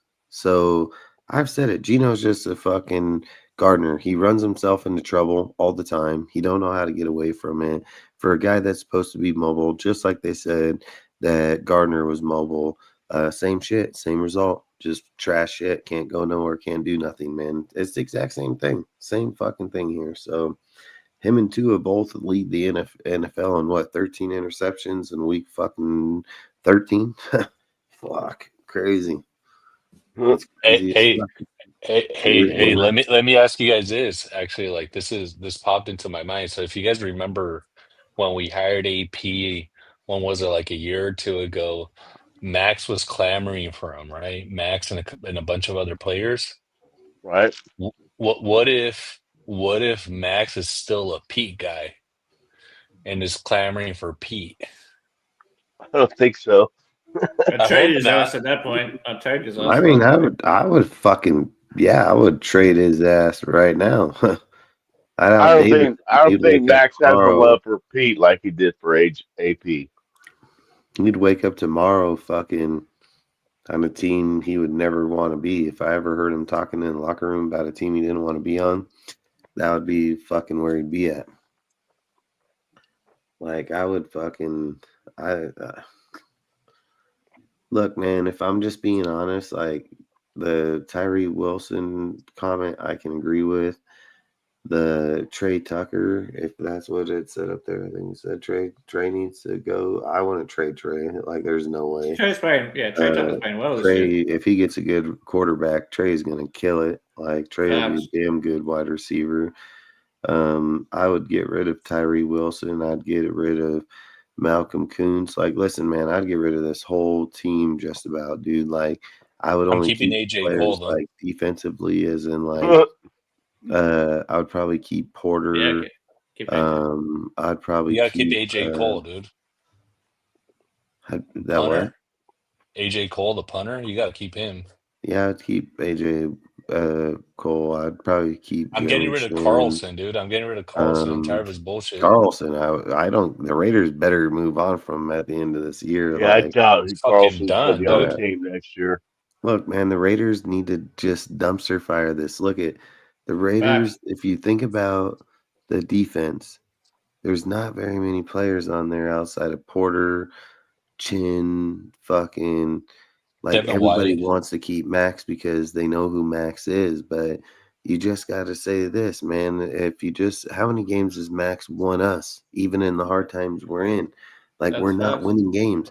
Show me where Max leadership, his fucking dedication to the team has kept us in a 40-point game that we're getting our ass whooped on. You know, like how many times this year? You know, like how many times? That's what I'm saying. What do you want him to do, man? How many times this showed up to get victory in this year? How exactly much do you want him to do? That's my point. The tackles for losses and everything else. I mean, Max can be that. It's my exact point. Max can be the best leader he wants. He can be the best tackler, sacker, anything on the defense. It's not going to help win games right now. So it's nothing personal to Max. It's nothing personal. At the end of the day, if you can trade him, get the fucking first round picks and add that to a different side, where again, this is my point. This is my point. If you take Max off the defense, you don't have shit. So there's no point in building defensively. If you go to the offensive side of the board, what do you have? You have Let me ask you this. Powers, you have Trey Tucker, you have fucking Michael Mayer, you have fucking players, you have Thornton, Bash, fucking you have a product. You have a product on the offense. Yep. So if anybody was going to start a product, you would start offensively. So for me, I think the picks would be better offensively for us right now. Yep, that's what I was getting at earlier. Has won plenty of games not having a good defense. Yo, Dustin, let me say this point real quick before I forget, dude. So this is related to your point, but a little bit broader. The signs for this kind of shitty season were there from like the very, very beginning. There's two telltale signs, right? One was Amari Cooper quitting, retiring just a few days before the season opener. The second was Jermaine Pratt, who had an amazing game yesterday, by the way, asking to basically be released after like week 3 or week 4. Because he said the system shit. This shit has never happened before, dude, where you had players just like bail this early in the season or before the season started. Like the signs were there. The signs were there, dude. I said it when Jermaine Pratt fucking released. I said I don't blame him. And he's been playing lights out, by the way. Yeah. By the way, Cleve Farrell has 2 sacks in 4 games with the Niners, by the way. Yeah, it's It's like you said about Pratt going over and playing, having a good game. The guy didn't want no part of this fucking team, even with Max Crosby on it. Exactly, that's what I was going to say. And like, it's nothing personal against Max, but like I said it earlier with Mike when you were off camera. And what I said, if it's me, if the Tennessee Titans have the first overall pick when the season ends, which right now they do, their number one need is defensive end. I'm trading Max's ass there and getting that first overall pick. And then I'm having my first overall pick and my fourth or fifth pick, whatever other fucking pick we end up getting. And I'm going quarterback and offensive tackle. Ozzy, you know Tennessee what? I wouldn't be surprised if they got quarterback. I'll see on that. What else? They're not just going to take Max for the number one overall pick. What else are you willing to give up in draft picks for that move? It depends, but if it's not going to just be Max.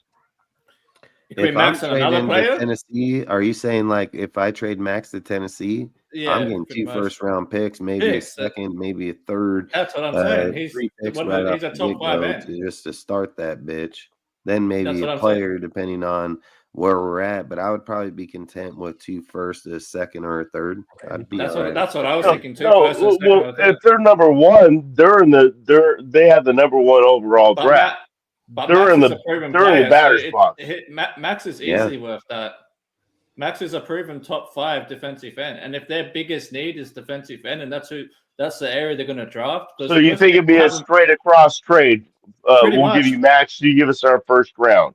Yeah, and some additional shit, and some additional shit like Dustin was saying. Right, that's what I'm saying. What else do you think? We'd probably get 2 firsts and a third or something. I don't know if you get 2 firsts now. We would get them, or we'd have to give them. No, that we'd get from them because Max is a proven player. You can draft whoever you want at 1. It's no guarantee they're going to work out. Ozzy, I don't think you get 2 firsts now for Max. I think you get a first and a second. Maybe if you get a first and second. First, I'd say it like this: if you can't get 2 firsts for Max, I'm not trading the guy. A guaranteed first overall pick. You're in the driver's seat. Yeah, that's what I'm saying. A guaranteed, because you got to wait and see where everyone ends the season. Well, that's why I said right. They're going to have all kinds of fucking offers. This is how you can look. It ain't going to be no straight up trade for Max. Okay, we'll give you our number 1 overall. The point that I'm making is their biggest need is defensive end. Most people haven't taken that Bang kid out of Miami. I understand that. Trade with the Titans, we're going to get their first overall pick for damn sure. And then we're going to get their next year's first overall pick wherever they're at, or else we're not trading it. See, they can exactly. That's what I'm saying. 2026 and 2027 hold the draft pick all you want, but you don't have the value if you don't get rid of it. It's just like having $1 million or $1 trillion going to an exerted island and nothing. Your money's no good there. Like the thing I'm saying is you can have the pick, but if you sit here and say what other team ain't going to give you 2 first rounds, but somebody else gonna give them 3? Is that what changes? What I'm saying is this is the guaranteed best player in that draft. If the Titans say we're trying to find a DN, Max is better than any guy at that draft. Like, exactly, that's my point. That's my point. So you're getting at least 2 firsts because they're predicted to draft that Bane kid out of Miami. So if that's the case, I'm trading Max there because they're going to be willing to give up that first overall for a defensive. Yeah, that'd be like saying, "Let me get the Miami kid for Max Crosby." I'd fucking laugh at him. I'd be like, "Yeah, exactly." So you need at least 2 firsts and maybe some additional compensation on top of that. Okay, so maybe I'm misunderstanding. So you're gonna say what you're saying. I'm not. I'm just maybe I'm misunderstanding. You're saying, okay, say we're number 4 or number 5. No, good. Let me finish. And we're going to trade up to number 1. No, we're going to offer them. And we're going to offer them Max Crosby, and they're going to say, "Yeah, we'll do it." And then they're still going to give the Raiders something else on top of that, or are they going to take our 4th or 5th? They're giving us. It's basically shit from us. Yeah, exactly. If we just step outside of the draft, if we're not even in the draft. And we're in 4th spot and they're in 1st spot. Our 4th spot has jack shit to do with anything. Why is our 4th spot up? I'm not fucking trading. That's what I'm asking. That's what I'm asking. I'm trading Max Crosby. See, So Max Crosby to be traded, take your 2 first-round picks. Now, I don't give a fuck if you have the first round first pick, first round third pick, first round fifth pick. I want your 2 first-round picks. So this year in 2026, when we go in there, 2027, in 2027, you're giving me your first-round pick again. That's how that conversation's going. Yeah, fact, if the Titans say, well, I'm not going to try to give up 2, well, fucking you ain't getting Max. Done. See you later. Like, you ain't fucking, they're not getting shit for free. Yeah, ain't nothing free here. Okay. I see your guys, where your guys is going. I just didn't think that was, I didn't think that was feasible. I didn't think that was feasible for a first number 1 overall pick. Yeah, it is. Other players have gone for other, like, especially defensive ends, because defensive end outside of quarterback is the next most prime position. I mean, right.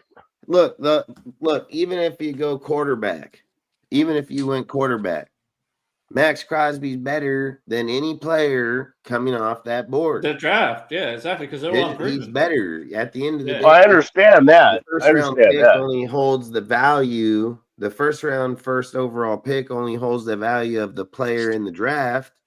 Exactly. Like, they can't just say, well, I have the first round first pick in this year's draft, but there's not fucking no high elite fucking players. Like, they can't say, well, our shit's so high. They're going to be like, fuck, keep your shit. We'll just keep Max. You know, like, they can't do that. If there is fucking, let's say in a few years you have Archie, all these dudes out there on the board, then you probably have a little bit more standing on it. But the fact that you got Fernando Mendoza and fucking Ty fucking Simpson and shit, like, you're not going out there and getting a crazy stock on that pick, dude, and you sure in the fuck ain't getting it for Max, dude. Like, that's absolutely not happening. Oh yeah, what I was that's kind of what I'm saying. That's kind of what I'm saying. Max like top 5 player in the whole NFL. So we get something similar to what the Bears had to give up for Khalil Mack. That would be closer to what Max is worth. It was what similar to the Khalil Mack trade, 2 firsts. And whatever. But we messed up that trade actually. And with this, I got a dip. We actually messed up the Khalil Mack trade. Just let me say this, because we actually traded a couple picks. If you remember, we traded away a second, which became Cole Kmet, and then we traded a 5th, which was weird. We should have never traded away picks. We traded away picks in that trade. With that, guys, I'm be online. I'll be in the chat. Salute, go Raiders. Hopefully, we win another game this season. We probably won't. Peace out. Fuck, our best Good night, Al. Later, Al. Our best chance would be against the fucking Giants, and we're going to get beat by them too. Getting back to the point of what I was saying because if you have the first overall and then your 4th, you can get your quarterback and your offensive tackle or whatever. I can see that. I just don't. I just think I don't know. I think what the Raiders need to focus on when they get to the draft. 1, we don't win pointless games for no reason to lose our draft capital. 2, you need to focus on getting a fucking quarterback. You have to get 100%. 100%. Fernando Mendoza. You have to get one of them 2 quarterbacks, man. And then depending on if it's Clint, he's going to pick one of the 2 because he's going to want to develop his quarterback in this offense and his system. So I guarantee you, and like I've said, I would just keep Aiden. Aiden already knows the team. Aiden can lead. Aiden can lead either one of them players to helping them develop and still be able to go on, let them play, and Aiden be a good backup. There's nothing wrong with that if that's what we choose to do. But at the end of the day, Geno is not the guy, regardless of what anybody thinks. Pete is not the guy, regardless of what anybody thinks. There's nothing here that he's done in the first 11, 12 games. Well, 11 games we've played that indicate that he's the guy for the Raiders. I mean, he is absolutely not the guy for the Raiders, and that's just absolute facts. You know, like, at some point you would see development. At some point you would see players starting to come on. At some point you would see some type of change. I've said it a bunch of times. I'd be willing to stop right now, give John Gruden the team for the last 5 games and watch how he changes the line and watch how he fucking gets Ashton Jeanty running for a 100-yard game. And I'm telling you, this is a coaching fucking problem. Your quarterback is a product of the coach, dude, where the coach don't hold no responsibility to any motherfucking buddy. So when the coach goes to the podium and says, "Oh, Geno's had a great game. He played really good when he threw 3 interceptions this game, man. That guy fucking he's solid." You know, like, what do you think your fucking quarterback's going to say when he goes to the fucking podium? Yep, it was their fault. It wasn't our fucking fault. Yeah, I played really good game. You getting to see that shit? You know, and that dude batted me down at the line. That wasn't fucking my fault. That was their fucking fault. You know, like that. There's no accountability here. It's getting to the point where Max is like, okay, enough's enough, dude. Like, you're not doing your fucking job. Do your shit. Like, now he's over there fucking yelling at dudes on the fucking field. Like, fucking get your shit together, motherfuckers. You know, like like I've said, there's nobody from the top down holding any person accountable. If the head coaches just come out and lie every fucking press conference and there's no accountability, like, how do you get better? How do you get better? Like, everybody knows Pete ain't calling plays. What is it that Pete's fucking doing? So why do people want to keep Pete here as the team? Is he a fucking motivator? Now we got to hire a fucking cheerleader for the head coach? Like, bullshit. We don't need to hire a cheerleader for the head coach, because I strongly believe, like, there is nothing Pete has put on this team that has just been better. Not defensively, not fucking offensively. And every single coach that comes to the team usually calls their own fucking plays. Pete can't call the plays because he's too fucking old, so they don't want to give him the play fucking sheet. So he want to go out there and chew gum to death and run up and down the hill, and we're just going to entertain it. You know, like, that's not how you win championships. It's just like I was going to say earlier. The Raiders get 17 actual play games per year. If you're not evaluating players or fucking coaching personnel or staff or anything like that in the first 5 games of the season, I don't think you're doing your fucking organization any fucking just, because I believe there's quarters to the whole entire season. And those quarters matter how you're producing, how people came together, what's going on inside the building, what's going out onto the field. I believe if you're not monitoring these fucking the staff in quarters per year, you're just hurting the organization. 17 games go by that fast.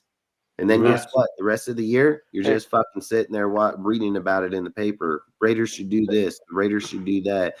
Raiders are looking to go hire this. The Raiders are looking to hire that. There's a reason that you don't get change, because by the time people say, "Oh, you should give them 8 games. Oh, you should give them 10 games." If people like me that have 100 posts on Instagram, fucking 100 videos that literally said, like, don't hire Pete, don't hire Geno, fucking dude's going to be the same deal. Like, how can a guy like me that sits out here, that works for a living all day, every day, call this shit to the fucking T, but dudes in the organization get millions of fucking dollars don't? Like, there has to be motherfuckers in there that are like, nah, if we make this move, it's going to fucking hurt us, dude. Like, why would you shit on Aiden, dude, that literally took your team for 2 years, took 2 coaches pretty much literally from getting fucking fired, and still fucking plays a good game, and we just put him like he don't even fucking matter. He don't even matter. Motherfucker sitting as an emergency quarterback, and we're talking about Kenny Pickett is better than Aiden. Bullshit. Bull fucking shit. Like, I don't know how we're sitting here trying to make evaluations to our team and say we're doing it for the better. We're trying to do what's best for the team when we're acting like Aiden can't fucking play. We're acting like he can't play. I have yet to see Geno at all this whole season play a game that Aiden played in Arrowhead that day that I said that he threw for 340 yards. Geno ain't played nowhere to that level against that type of team. Not even fucking close, dude. Like, has he thrown for 300? Yeah, against trash, fucking overtime, fucking garbage stats probably, but he ain't played against the caliber of the Chiefs and going to their home and fucking do that. Like, Geno is not that guy, dude. And like, we're over here just like, the guy is probably what's it called? Gardner got benched way before this. Like, way before this. We can't. What is it going to take for him? Nothing. You know, you you can't fix the team if the guy that's fucking quarterbacking the team is the problem. Like, can't fix it. So at what point can you bench him? What point can you say, okay, hey, man, like, I'm not saying it is you, Gino. How about let's put you out for a few games. Let's see these guys make a run on it. And let's see if it is a fucking quarterback problem or it is a fucking it is an O-line problem. But this is what I do think that's hell funny. It's funny that the games that they started out this year that ran and passed equally, they were able to get shit going. Fucking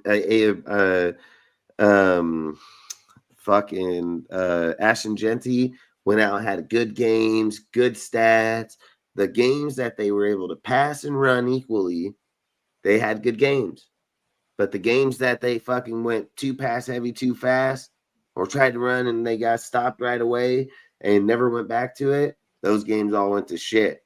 But we're sitting here saying it's the O-line that did it. But numerous games there's been where like I said, the play calling was run pass and they had no problem fucking moving the ball. So I think anybody's predictable when the plays are just pass. You're playing in the NFL. I'm pretty sure anybody can lock in on that shit. Like, you're not going to be going anywhere. Like, I feel like a lot of the problem that we have with our O-line and shit has a lot to do with the way they call the offense. A lot of the time that Gino holds onto the fucking ball. I mean, you can't get a run game if you don't give fucking Jeanty the ball, like if 6 carries for 7 yards was fucking nuts. Game. Yeah. Well, what do offensive linemen like to do? Do they like to run block or do they like to pass block? They like to run block because they're moving forward. You keep putting these offensive linemen in these run blocks, well, they're moving backwards and just trying to hold somebody up instead of taking the aggressive note. They don't like it. I mean, it's got to be a mixture. I don't know, man. Yeah, I think when you have a guy like, I don't think you go out there and draft a dude like Ashton Jeanty and then not give him a line to run behind or even have a passing line that you're like, I could understand if you draft Jeanty and let's say that your offense was pass heavy, right? And you're just drafting Jeanty because he's a fucking elite talent and you'll find a way to fit him in. Right. That's not what they did. They fucking drafted Jeanty because our run game sucked and then they didn't give him a line to run behind. Like, that's crazy as hell. That's the same thing I'm saying with getting the quarterback. The worst thing about that whole thing is you didn't even have a fucking passing game to go along, period, either. So it wasn't like you were like, well, we're not giving you the run game because we're trying to hold it on the pass game because that's how we're making our points. But this motherfucker, he don't got either one. I feel like the line isn't even as bad as people say, though. I feel like it's just the coaching. I think are you kidding me? Our offensive line is the worst in the NFL. You cannot say otherwise. Since the injuries, but I'm saying of two players. 2020, right tackle should have been the only question, really. Right tackle and right guard. That was it going into this fucking season. I mean, right guard technically would have been the only position this year. Yeah. The way that they organized it would have been the only deal. If it was the worst offensive line before we lost JPJ. I'm sorry. If Pete Carroll doesn't come in here and change JPJ from center and put him at left guard and then put Meredith at the center, and if they would have showed back up and played the game the same way that they ended last year with JPJ at center, Meredith at fucking what was it? Fucking right guard, and then Parham at left, or left is Parham's at left right now, right? So it would have been where he used to be at right. Parham he used to play at right. Meredith was at left. And they switched them around. That had top 10. That was top 10 line last year going out of the end of the season. So it's the exact same line. Same players, same line, same everything. So to sit and say that we went to dead last on the exact same line. It's coaching Brandon problem. Carroll's a problem. It's Yep, the way Brandon that the coaches move the players around to not be able to play into that position. That's coaching problem. I've been saying that for fucking weeks, months. That it's everybody. It's not even just our offensive line. It's throughout fucking the defense too. Is players fucking playing out of position because they think they know something that well, we could put them over here and that's going to be better. It's just like it's kind of like a new boss coming in and just changing the system that's already working just to put their imprint on and say, I changed this, I changed that. That's what it reminds me of. And it's fucking sickening. I mean, I don't know. No, it's facts. I mean, it's just like Raider Nation saying like Spytek drafting Genty, not signing elite lineman. That goes on Spytek, that goes on Pete, that goes on Chip Kelly. They all evaluated the players, they all evaluated tape, they all watched the same shit. None of them fucking argued about signing a lineman because they believed that line was good. This is where the problem is. Reporters, fans, everybody knew the line was just fine.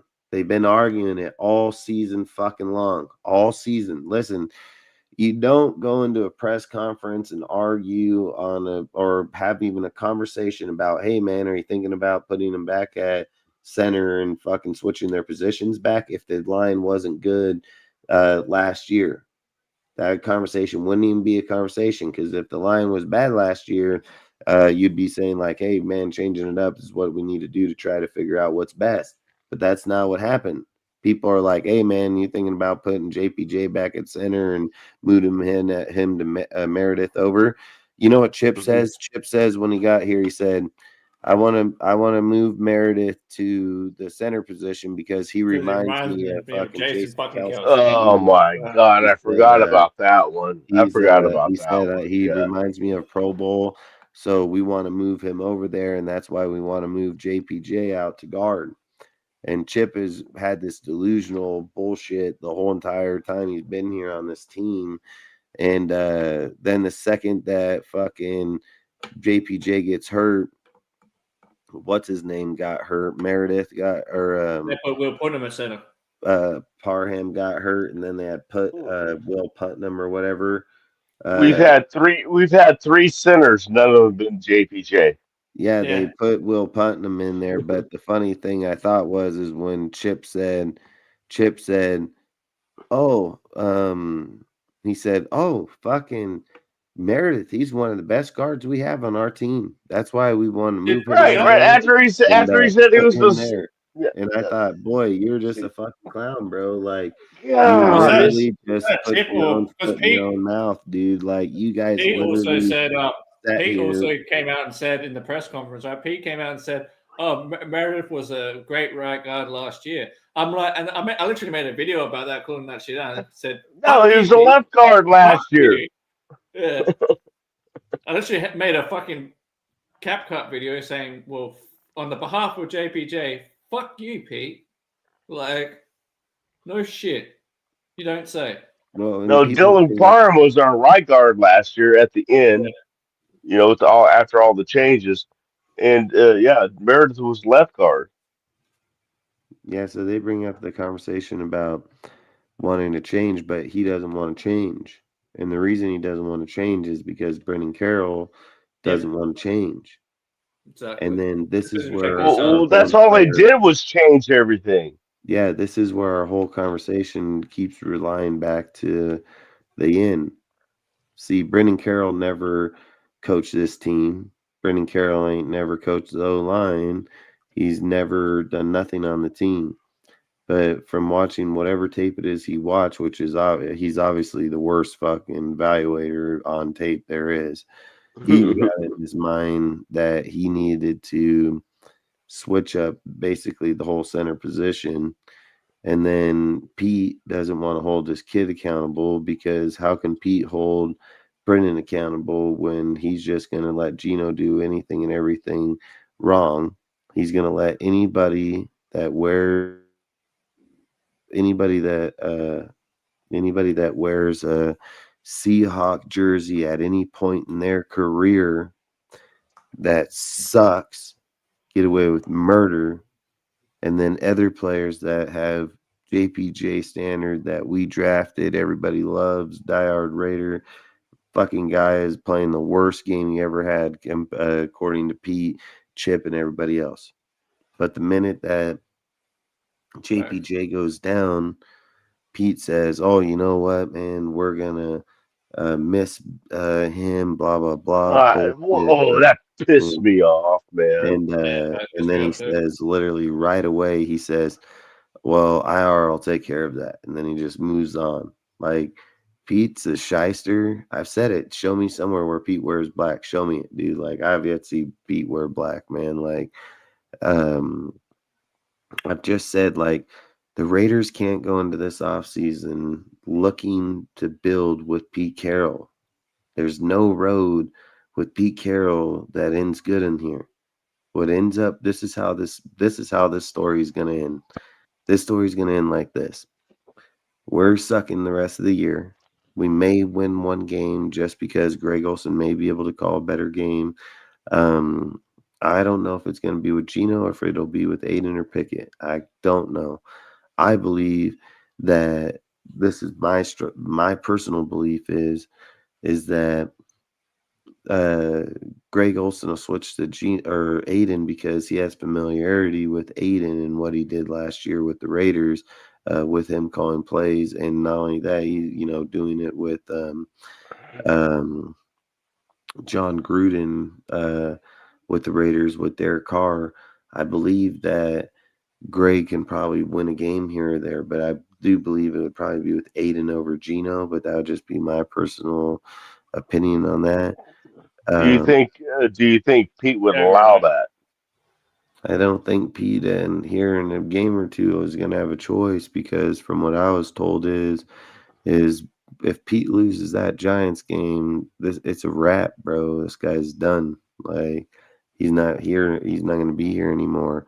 And if Pete wants to ride out the Geno ship to the end, then yeah, maybe he won't get the turn. They're 100% right on it. If Spytek and them want to do what's best for the team, at some point Spytek has to step up and show that this is his team. And I agree. We're gonna play these guys the last few games, like, regardless. Like, and don't get me wrong, Pete can argue the fact that he's the head coach and he's gonna play who he wants. So I'm not gonna argue that. It can end up in a whole deal. But this is also what I've said. You already know your team sucks. You're not winning. We're literally playing all our division players all over again. We're playing the fucking Eagles, and we're going to be playing the fucking Giants. Like, the Giants game is really the only game on this board that looks like we can probably win.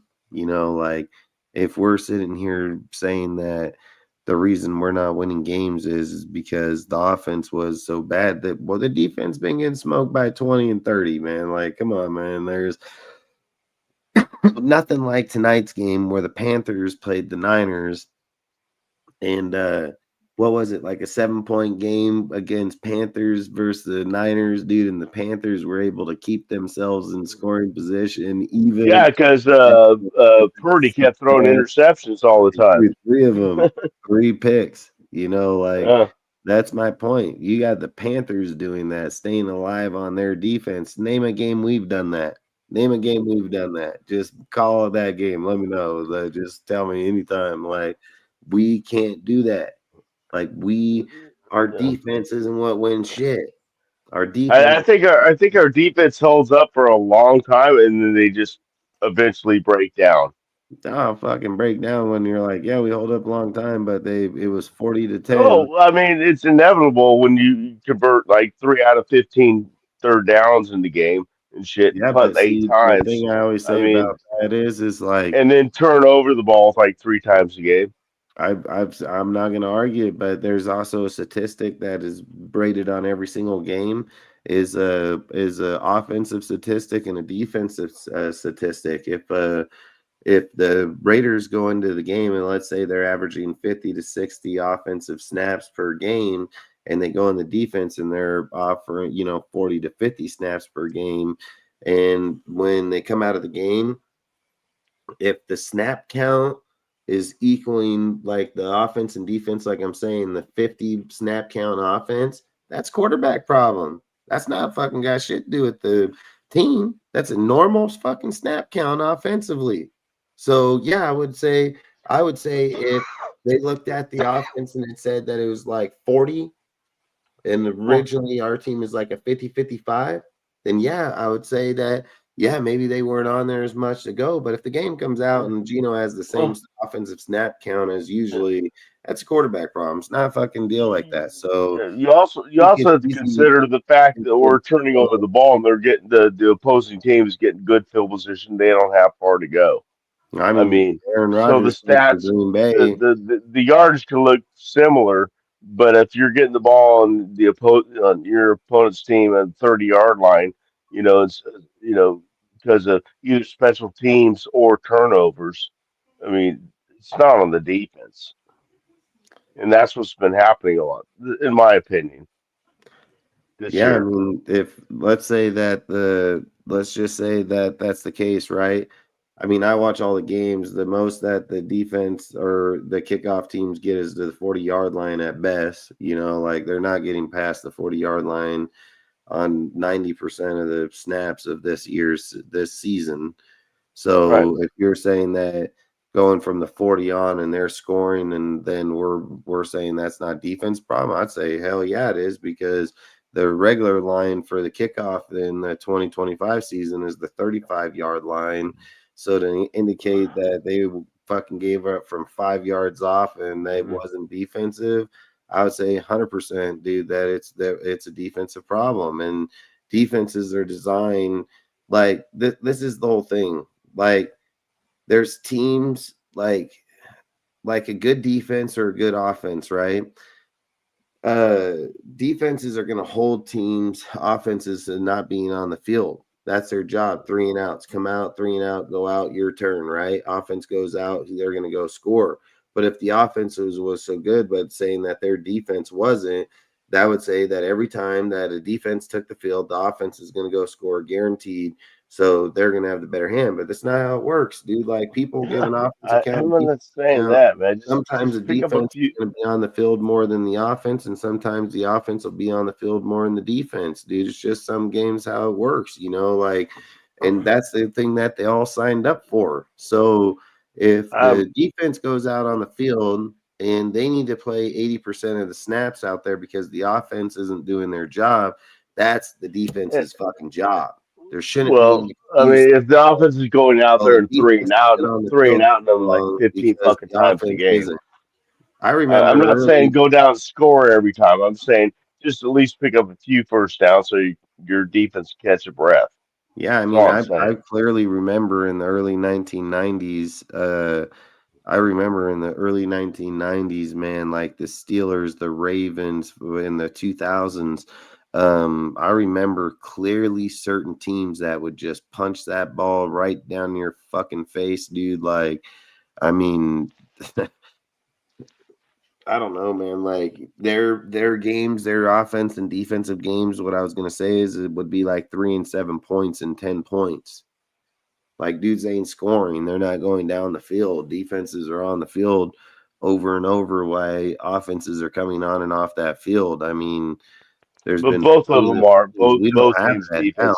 Both teams are. So in our 2000 era, we don't have it like that no more. Fucking name the last time that a team was like a 7-10 game.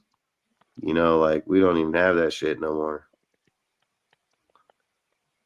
I feel like in today's era, it's just a it's just a point heavy game. It's just what it is.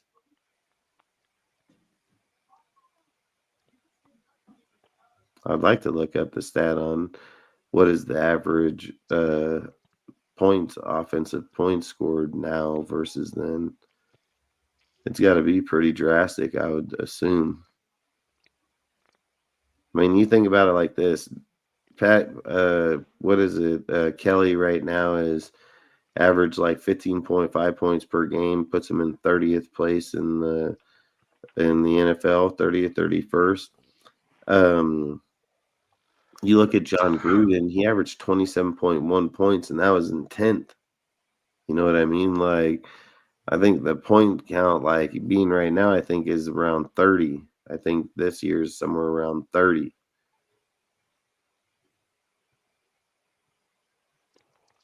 You know, I was thinking if the Bengals, man, couldn't pay Joe Burrows, I'd trade for that fool. Bring that dude here to the Raiders. But I always think, like, I think the biggest problem with the Raiders is always taking other people's washed up goods. I think we need to just start over fresh, get our own people. Like, if we're able to get a Fernando build from the ground up. Say again. That's what I keep saying. We need to rebuild from the ground up. Like this. Dude, if you can get a Fernando Mendoza or fucking Ty Simpson and be able to build their future for us, like I think we'd be good. I mean, think about Derek Carr. He won, what was he fucking his first year? 0-13, 0-11. You know, like he won 11 games without winning shit. And fucking finally won 3 games in a row. So I mean, sometimes I think you got to have it. I'm telling you, I think our best bid would be Clinton fucking Euro, man. I wouldn't be mad at that. I want to be mad at that. And I think what we have to do after that is focus on the quarterback, number 1, and then number 2, right tackle. I don't think we have a big – I think we can get if we want to get guards, I think go free agency, but maybe draft a right tackle. Dude, I think you can fix this team easily. You got $150 million, dude. You go out there, you take DJ Glaze, move him to right guard.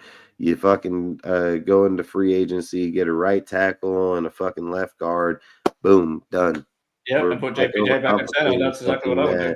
We're overcomplicating something that there's going to be multiple people on the board that play those positions in free agency. Like, to tell me that a drafted player will have better success than an NFL ready player right now is bullshit. Oh, fuck that. No, that's why I said going to take a year to have $50 million. Period. It would be smarter if the Raiders were trying to build now to at least try to win now, but build for the future. Is you build the line and give your quarterback that you're drafting a fucking line to stand behind and not get killed. That's what you do. Yeah, facts. That's what I've been saying the whole time. Is you get your guards and your offensive line free agency, and then you draft your quarterback. Yeah, you go get veterans, man. You get guys that are going to protect that kid, man. Like that's what I'm building, like no doubt. And don't get me wrong, as my team gets comfortable over the next few years, and players on my line are getting older and need to be shaped out. Yeah, I would draft a lineman and bring him in under a veteran line to be developed, but to sit here and say, damn, we got to throw 2 rookies out on that fucking line right now when half these dudes are fucking struggling as is, like that's our motto. Like, I don't think that's a good fucking motto. Like the strongest part in the NFL outside of quarterback and corner should be the offensive line.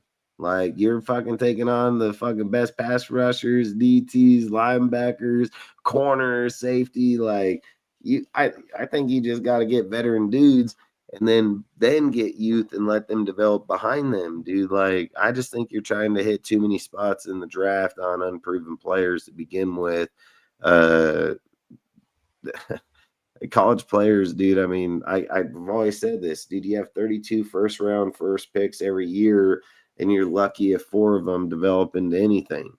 You know, you're taking too high of a risk trying to say that the main spot here is like, let's draft fucking rookies on the line and a quarterback. Like, you're going to get your quarterback killed. Like, you're going to get your quarterback hurt, man. So I think with $100 million, I can go out and pay $15 million for good offensive linemen that'll fill those holes and play good.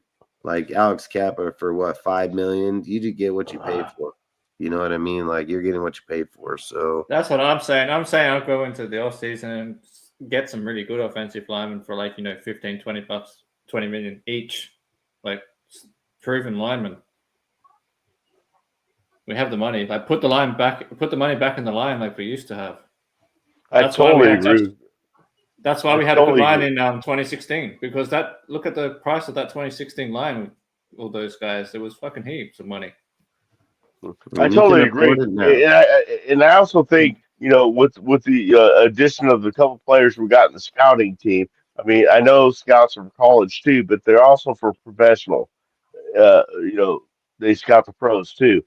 And I think with this improvement to our scouting team, maybe they can see some guys and go, hey, in free agency, pick up some of these guys. Because to say who we think they should draft right now is ridiculous. Because one, we don't know how it's going to turn out at the end of the year. Two, we don't know we're going to pick up free agents. And three, we don't even know what we got in the team right now. They're not playing them. So the only thing I'm saying is get the quarterback, because all the teams that have gotten better is they build around a young quarterback because it frees up your cap space for other stuff like the offensive line. Okay. You get the young quarterback, you don't pay $40 million into a quarterback. Yeah, exactly. You pay $40 million into an O-line. Exactly. That's why I keep saying build in through your line and then develop them later on when you got to pay your quarterback. Then you draft an O-line to replace an expensive guy on your O-line. I just don't know. I'm not intelligent enough to know, I guess, what offensive linemen are available in free agency this year and which ones are actually going to stay free agents and not get just picked up by their own team. Well, the one player I would look at is I don't know. Braden Smith at right tackle from the Colts. There's all kind of who? I want Braden Smith from the Colts at right tackle, and then Kevin Zeitler at guard. Oh, I'm asking because I don't know who these guys are. Are they likely to leave the team, or is it? Well, Zeitler would probably be like a 1 or 2 year deal, so you need like that. Give Rodgers an extra year or two to develop. Because he's like 35. He's right 35 now because they have two good players over there at that deal, so he can probably go right now if they wanted to. Yeah, because Kevin Zeitler used to play for Baltimore, then this year he's been at Tennessee. But he was always a pretty good guard, like for the last however many years. I think he's been in the league like 14 years or something. And then 14 years? 14? Yeah, oh my 14. God. Okay. Okay. And he's still at a good age for a lineman. He's at 35, so he's probably still got like 2 or 3 years left at least. And then Connor McGovern's another one I would look at if Buffalo doesn't resign him. Like, he's a guy that can play guard or center, depending what you're going to do with JPJ. Yeah, that's cool. I mean, I would love to pick up good offensive lineman in free agency. I think it would be great because we got so much salary cap space. So, I mean, we got the money to do it. So, I just didn't know what was out there and what was actually probable that the team might not, just keep them, keep their own guy. So, long story short, I'd probably pick up 2 guards and a right tackle, like in free agency, if it was me. I would love to do that. I just didn't know what's available. Because that's providing that we're sure Colton Miller's coming back as the starting left tackle. There's also Cam Robertson out there. He's a good veteran left tackle if Miller's too injured or whatever. I mean, Colton Miller just get a new contract and still has not showing up for the whole entire season. I mean, that's what I mean. So I don't know what's happening there because you can't trade him to another team because they're going to know the same shit. So I think you're just stuck with Colton at the moment. I think you're just stuck with him. What did they give him? They gave him a 3-year deal, didn't they? Yeah. Or was it just 2? I think it was. No, I think it's 3 years. Yeah, I thought it was okay. Yeah, for the. But I think the third year is. I mean, I think it's pretty front loaded to where they can get out of it. 2027, we can get out of it. The year after next year. Yes, 2 more years. Yeah. Yeah. So 27 is only a $5 million dead cap, $15 million saving if you're cut in post June. I mean pre-June, and then post June it's. I hate saying that because he grew up about 20 miles from my house. And I actually met him. But it's just the injuries. I understand. I actually got to meet him on the sideline one time. He seems like hey man, he goes, I'm from Antelope. He goes, Antelope, because he's from Folsom or Granite Bay, which is like fucking 20 miles from Antelope. Oh yeah. And so he gave me the fish kind of hand, 5, and then the woman that was in charge of me being on the field got all pissed off at me, and he got pissed off at her. It was pretty funny. It's Okay. like, man, he goes, he's like my neighbor, man. He's a cool dude. Yeah, he seems like a pretty laid back guy. Huh. Miller's probably one of the few people to keep, depending on the injury. Just he's getting injury prone is the only concern, because you need sometimes the best abilities availability, as I say. Oh, that was a freak injury that took him out this year. It wasn't just like another injury going bad. It was a pretty bad roll up on him. True.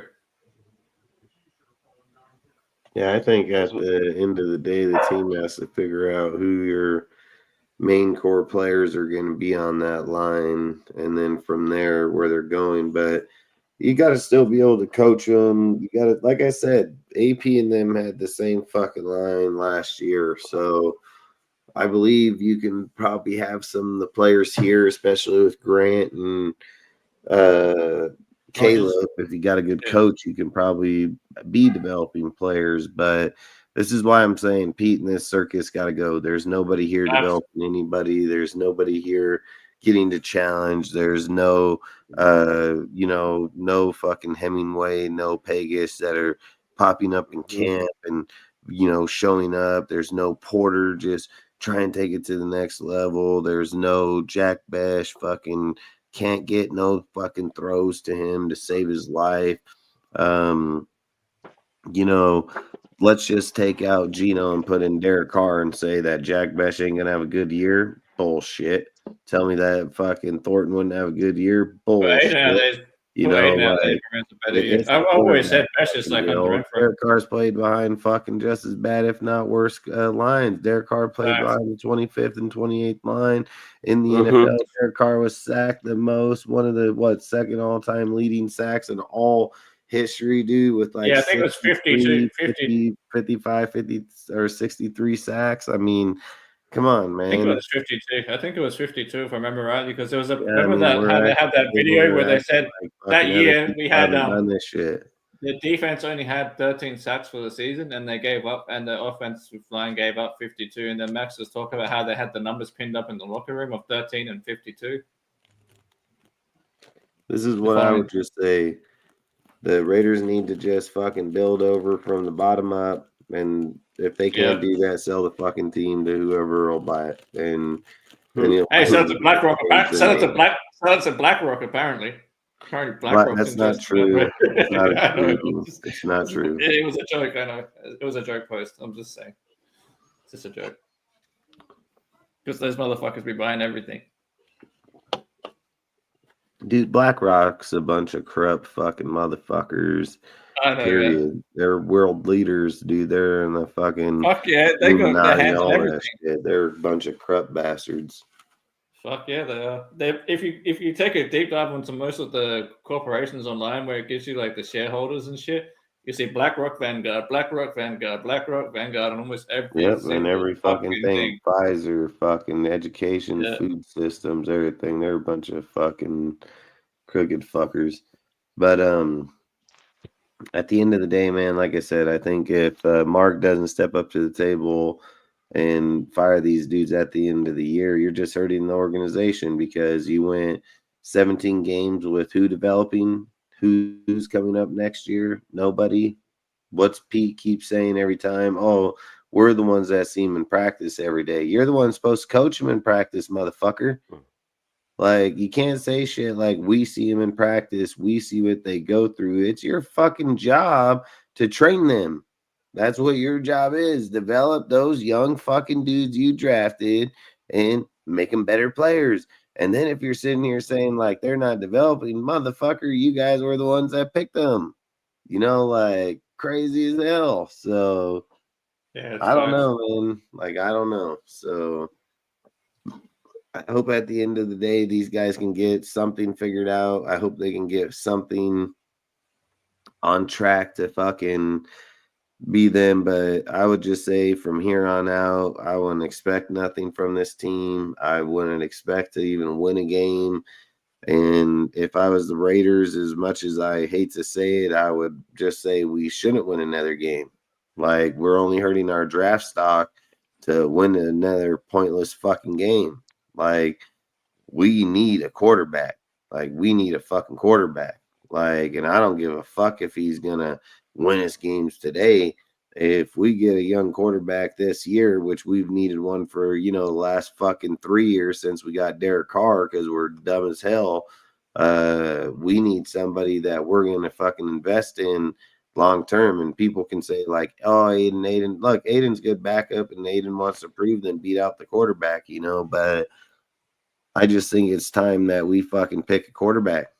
Like, I think who the fuck is in free agency next year? What, we're gonna get a washed up Aaron Rodgers or fucking Russell Wilson or fucking no. Like fuck though. We ain't getting none of them motherfuckers. That's not happening. That's facts, because I don't like the top fucking quarterback on the free agency of next year is like Daniel Jones, but he's probably getting re-signed. I mean, Lucky Tassi would be all right in the next few years. I just think his biggest thing is his explosion, dude. Like, he's strong, man. He can bully people easy. I think he'd make a great guard. The Tassi's problem will be when you're playing against people like Garrett and them is the getting off the line, the explosion part. He's just kind of slow, man. So. Oh, he's actually pretty quick. I think his problem is more like learning the schemes. Like, because you know how when you're still having to think about something before you do it, you kind of tend to be slower. Whereas once he knows the scheme and what he has to do, I think it'll be quicker.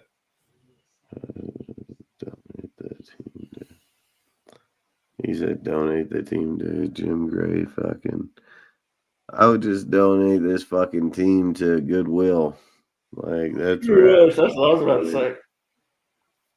Donate them to the Salvation Army. Yeah. Well, fuck, man. We're gonna probably have to hop off here in a few minutes because I gotta get up early, and we can talk for a few more minutes, but I'm probably gonna hop off here shortly. Yeah, I gotta hop off, take my dog for a walk soon anyway. I don't know, man. I think the Raiders are gonna waste a lot of people's careers here, like a lot. Facts, we're doing that already. I mean, fucking Max is only staying just because he believes, but 7 years of his career, and most of those guys at those positions make it 10 years, maybe 12 if you're fucking good, like. That's what I'm saying. He's gonna win out soon. But we've already blew him through half of his, a little over. So I feel like until we start recognizing that we're fucking wasting people's lives, because that's what you're doing. Max don't get to play reset, it's no going back.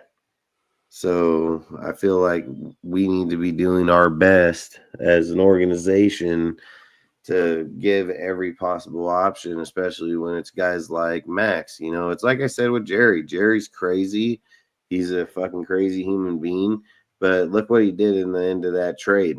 At the end of that trade, Quentin Williams, all these fucking dudes, man, stack the fuck up on that bitch over there, So why can't we do the same shit? They can look at him like he was crazy to trade Parsons, but I think he ended up with the better deal. And I would argue he got in this deal. So people can take this however they want, but I would argue that Parsons is probably better than Max overall. That's just my opinion. What of all their picks? No, I meant just like as in if I'm comparing defensive ends, I'd put Parsons above Max by one spot. Oh yeah. Well, I would say Parsons is easy one of the best. Yeah, top three. He ends in the game, but I would say Myles Garrett is the best though. Yeah, I would say with Garrett's is the best, way and then Jerry Jones did the trade. I'd say the way Jerry Jones did the trade, where he got Kenny, he got fucking Quentin Williams, he got all those dudes over there. I think fucking Jerry won that trade easy. That's what I'm saying. Sometimes it's worth trading one good player for several, like one great player, for several good players. Fuck, like you set that team up good just for the next few years up there in the front. Like, especially Quentin Williams. Quentin Williams is a great player. Well, just when I got used to calling him a dumbass, that was he played that out fucking pretty fucking smart. Yeah, you got to give him his credit. got to give him his credit for that. Yeah. And I mean, we'll never do that because our owner isn't in interest in the game like that. Our owner will never give up 2 first-round picks for Sauce Gardner to come over to our team. We'll never do it. You know what our owner will do is see fucking AJ Brown, and he'll say, "Fuck, can we give up 2 firsts for AJ Brown? Let's do it." You know, the other like thing I was going to say, our coach is dumb. The other thing I was going to say is I think that trade kind of proves that like how important the defensive tackle position is, because how much that team was actually better overall after they, even though Parsons is a great player, after they traded him, and like you said, they got Quentin Williams, and that it actually made their team better, having the better defensive tackles and then having like, you know, average defensive ends against us. Yeah, I've said this about the Raiders. I believe if you were to trade out Max and go get yourself some Charles Woodsons in that quarterback position, has more value, right? We'll become a better fucking team, man. We'll force teams to have to run the fucking ball, dude. Like, I think the problem with the Raiders is we don't have no fucking corners. Like, nobody respects us. No one respects us. You know, right? Like, they can't hold up for like 2.5 seconds. I mean, yeah, damn right. I mean, who gives a fuck if you got Max Crosby rushing at a motherfucker? Right. If they can't cover for fucking 2 seconds, cornerback pressure. You know, like you're not winning shit like that. I don't give a fucking who you are. That's facts. That's why in the other draft I wanted Quinyon Mitchell so bad. Dude, I think the Raiders should try to trade for T. Higgins, dude. Like, they should try to trade for T. Higgins for receiver for the next few years. What do you think about picking up Jamal Dean next offseason in free agency? Who? Jamal Dean, the corner. What? Who's Jamal that? Dean? Is that Tampa Bay? Tampa Bay, yeah. Jamal Dean. He's a good veteran corner. I don't know. I have no idea. I was just looking at the free agent market. It's a Spytek guy, dude, and I think if Spytek wanted him, he had already had him in here. But I think we only got like $12.5 million left on the books too. No, he's not a free agent this year, but he is in the next offseason in 2026. Yeah, that's what I was gonna say. I was thinking that he was still on the. He's on the Bucks he's on the Bucks right now, but he's a free agent next. You know, once we get to 2026. So I was saying, what about getting him in free agency like next? You know, Raider Nation, Al is just like fucking, or Jerry is just like Al, dude. Like, they want to trade and put the best. Like, that's why, dude, I've said that's why you can't count Jerry out as much as you don't like him. He does carry some of the same blood as Al Davis. Like, they did this shit all the time. And they're pioneers. Somebody left in the NFL, in my opinion, that's like Al and Jerry. Like, Jerry will in 1 second try to trade for anything he could to better his team, and he does it every year, not just once. He does it every fucking year. What do we do it once every century now? Like, we do it once every century. I mean, we're stupid and let players like Derek Carr and shit just walk without any fucking compensation. It's fucking nuts. Like, you let your franchise quarterback who leads your franchise in quarterback records walk for nothing. Like, what the fuck are we even doing? Jerry Jones. Get this. Jerry Jones actually, because I used to have season tickets in the Black Hole. And before the games, I was in the 4th row. That's my seat, or where I stood. But before the game, I stood up and talked to Gorilla Rilla and shit. Jerry Jones comes over because Gorilla Rilla was there, you know, not because of me. And got to shake his hand and say, yeah, we hate you. We're going to kick your ass today. And he just kind of chuckled and shook my hand. But that fucker came into the Black Hole. Al Davis never came into the Black Hole. Mark Davis never came into the Black Hole in Oakland. But he came over to the Black Hole. I thought that was cool.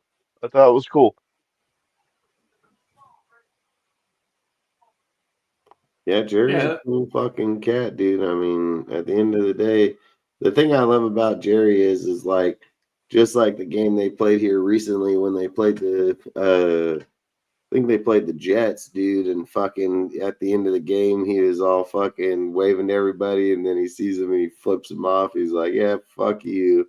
And then he got fined $250K for doing it, dude. Like, I think fucking the thing about Jerry is like he wants to do what's best for the team, even though he's getting old.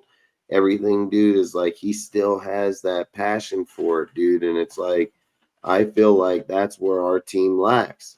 Like, this is what money can't buy. Money can't buy that. It's like look, Al Davis won 3 Super Bowls with a team that was only worth $300 million. Mark Davis got $7 billion, can't even win a playoff fucking game. You know, like he doesn't have the passion of who can we get, who's available, fucking what do we have to give up. It's kind of like I was saying at the trade deadline. Yeah, Tyreek Woolen on our team right now would have made us instantly better. Tyreek Woolen would have been the number one corner on our team.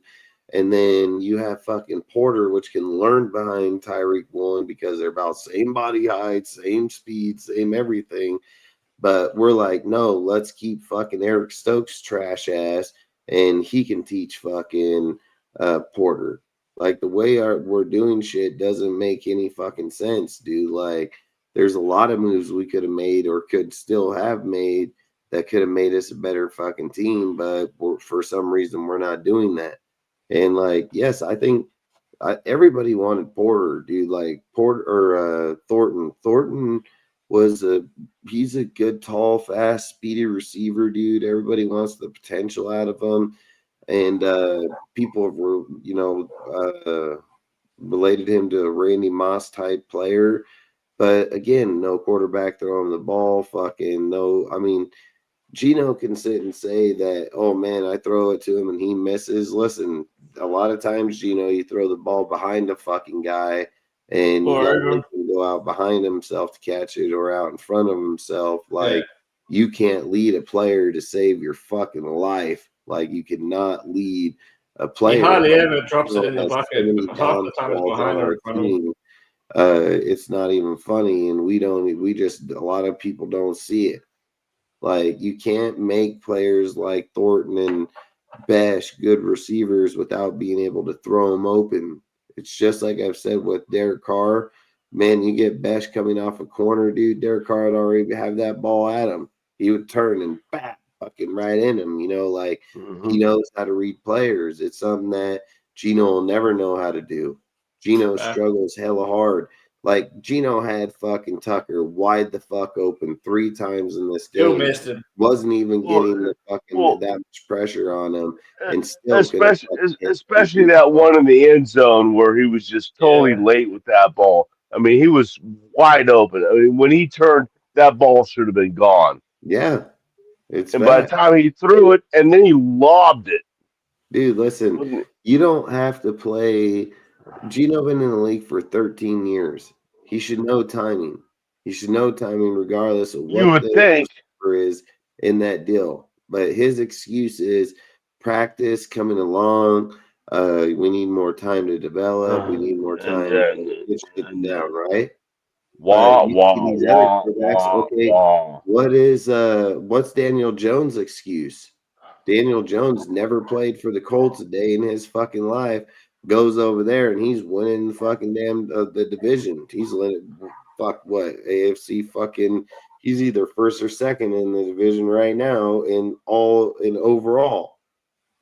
He ain't never played for that fucking team one damn time.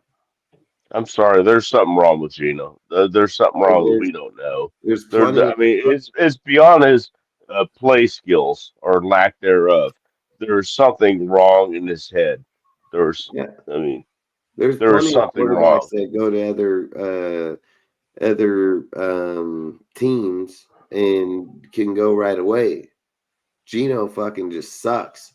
Like, he just absolutely sucks. Baker Mayfield leaves the Rams, goes to Tampa, fucking kicks ass right away. You know, like, plenty of fucking teams, dude. Even dudes coming out of fucking college, you know, like fucking Jared Goff, never played leaving the down Rams in with the the Lions. NFL, still play good with the team. Shador Sanders yesterday against us, you know, like. Well, there's the thing I've always said, because I'm kind of old. I'm 62, and in the last 15, 20 years of my life, I've kind of come to this thing with you cannot fix a problem if you don't know you have one. Facts. And I don't think Gino knows he has a problem. It starts with accountability. If you don't have accountability, you can't fix anything. I'm not even talking about football in life in general, in with football with him. But I mean, accountability is a joke with Pete Carroll. Competition is a joke with Pete Carroll. I mean, that's all he's been preaching is accountability, and it's been nothing but the opposite. Uh, in so many cases. But as far as Gino, as what I was saying is he cannot fix the problem because I don't think he realizes he has a problem. He keeps blaming everybody else and then saying, "Oh, it's you can put it on me."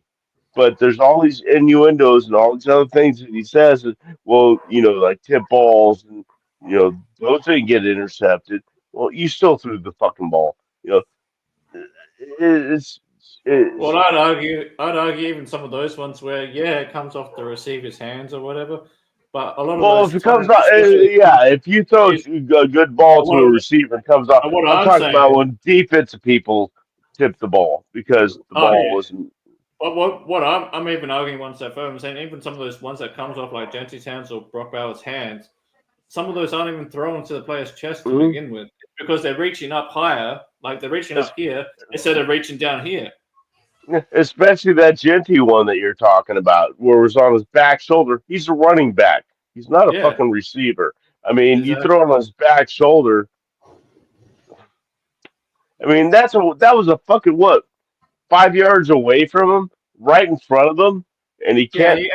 He can't throw in front of it. He can't put the ball in front of him to where he can just catch it and run. The idea should be the player should be able to run onto the ball and keep running, right? Not having to throw turn around. Yeah, it's a whole throw them open thing, you know. Throw them open.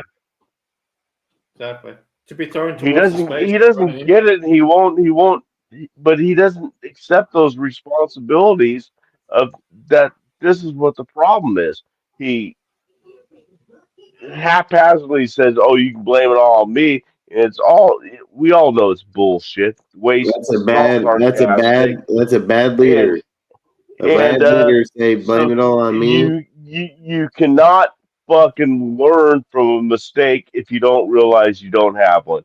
Let's ask Tom Brady it's an effect everywhere in life. And told the team, fucking blame your mistakes on me. I'd love to hear that. I'd love to hear Tom Brady be like, yeah, whenever the team fucks up, blame it on me. Fuck, too. Tom Brady be over there in their face telling them get their shit together, get the fuck off the team. Like, that's what a leader does, dude. He leads. He don't fucking, blame it on me. You dumbass. He's just a dumbass. Gino's he does it sarcastically too. Fucking absolute ass clown, dude. I don't believe a fucking word that comes out of his mouth. I don't believe a fucking word from him or Pete. Either one, fucking so him bad. Either. Only one I still like is Patrick. Who was it?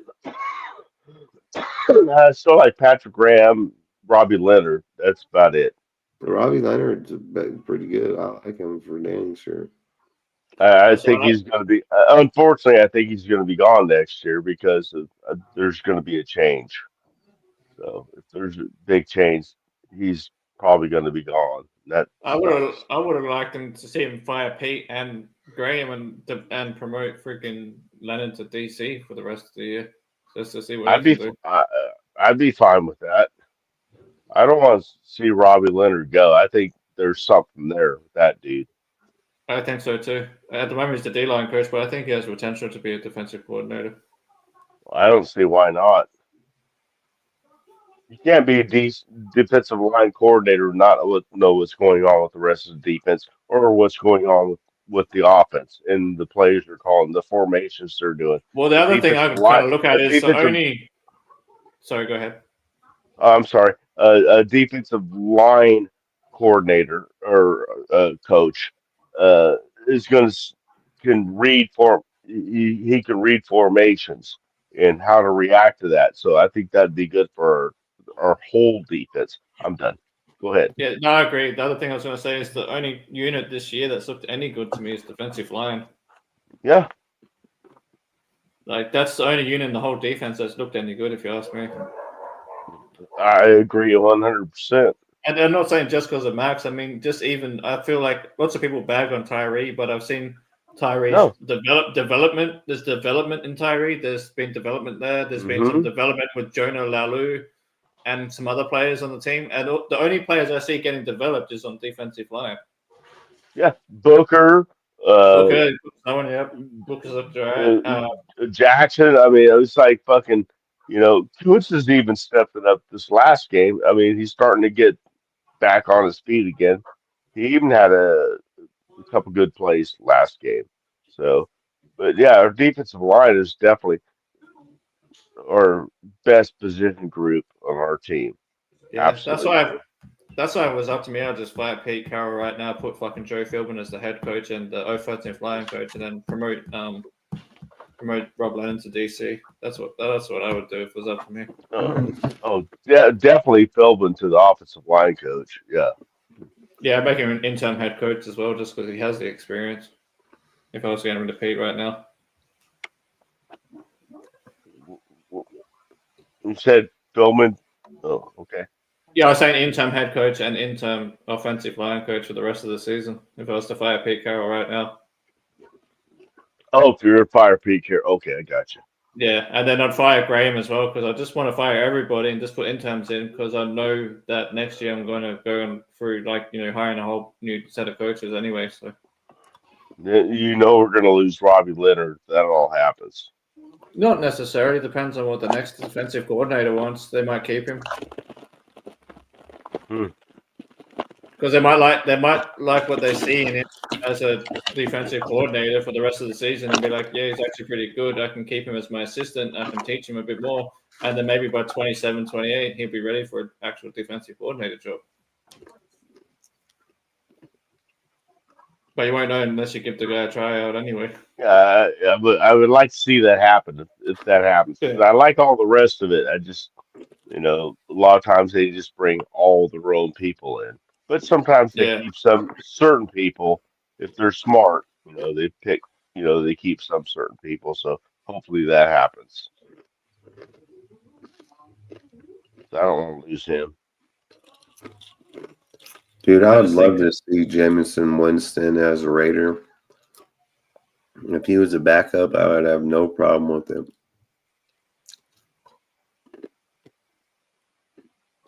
I wouldn't mind. Would you use him as a bridge quarterback if we drafted, say, Ty Simpson, and then you do a Patrick Mahomes with Ty Simpson and have him start the following year? I love his personality. He can still ball out. I mean, I would take him as backup. He reminds me of a Ryan Fitzpatrick at the end of his career, just a journeyman. Yeah, that's kind of how I see him. But would you be happy having him start half the season or something where you're developing Ty Simpson into the league and then eventually starting Ty Simpson? Kind of like what they did with Alex Smith and Patrick Mahomes. I only said that because it was the dude brought him up in the chat. Oh, okay. Because I'm just thinking, like, say we draft Ty Simpson, who would you want to have as, like, the veteran quarterback in the room? Or you just have Aiden O'Connell, because he technically would be a veteran by now.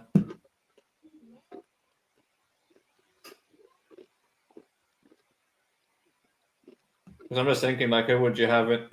Flacco, maybe? Flacco's a pretty good veteran player that could maybe help hold the clipboard, teach the kid the ropes.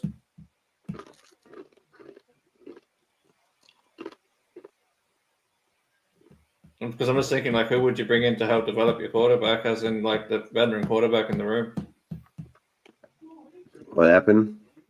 I was just asking the question, like, if we draft Ty Simpson in the next draft, who would you have in the quarterback room as, like, your veteran player to, like, help develop him? I would say I would take. Maybe. Oh yeah, no. Well, yeah. I understand the Joe Flacco thing. Yeah, but I don't want bring in another quarterback like that. I mean, another quarterback just to come in and do.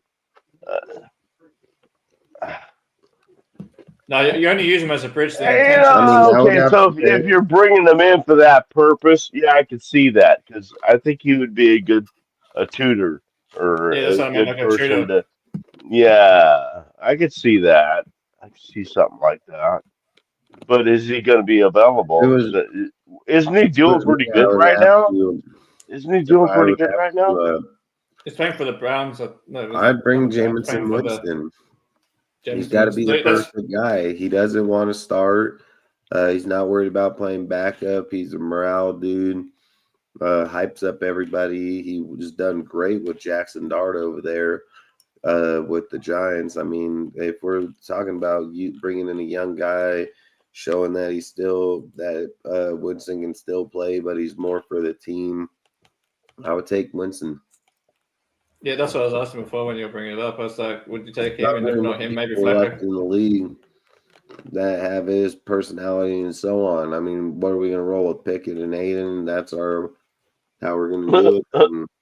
Well, that's what I was saying. I was saying because if we don't get a veteran, and I would take Winston over Russell Wilson any day of the week. So okay.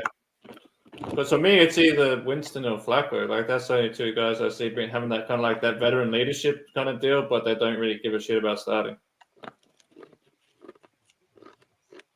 So you could bring Ty Simpson in, maybe whether it's Winston or Flacco, they play the first 3 or 4 games where you're getting Ty Simpson acclimated to the NFL, and then at some point in the season you get Ty Simpson to start. The only problem with Flacco is he's 40-something years, and he's only going to play so much longer. He's going to be done here soon. Yeah, that's the intention. He's only going to be there for a year at most, because your intention is to, by 2027, Ty Simpson will be a full-time starter anyway. You kind of like a mentor. Mentor. I'm talking about a mentor role. You're rookie for a few years. Like you want to be there for a few years. Oh, okay. So, in that case, Winston definitely better because he's a bit younger. So I was thinking more of like the Alex, what do you call it? This guy said Jalen Milroe. I'm fucking dead.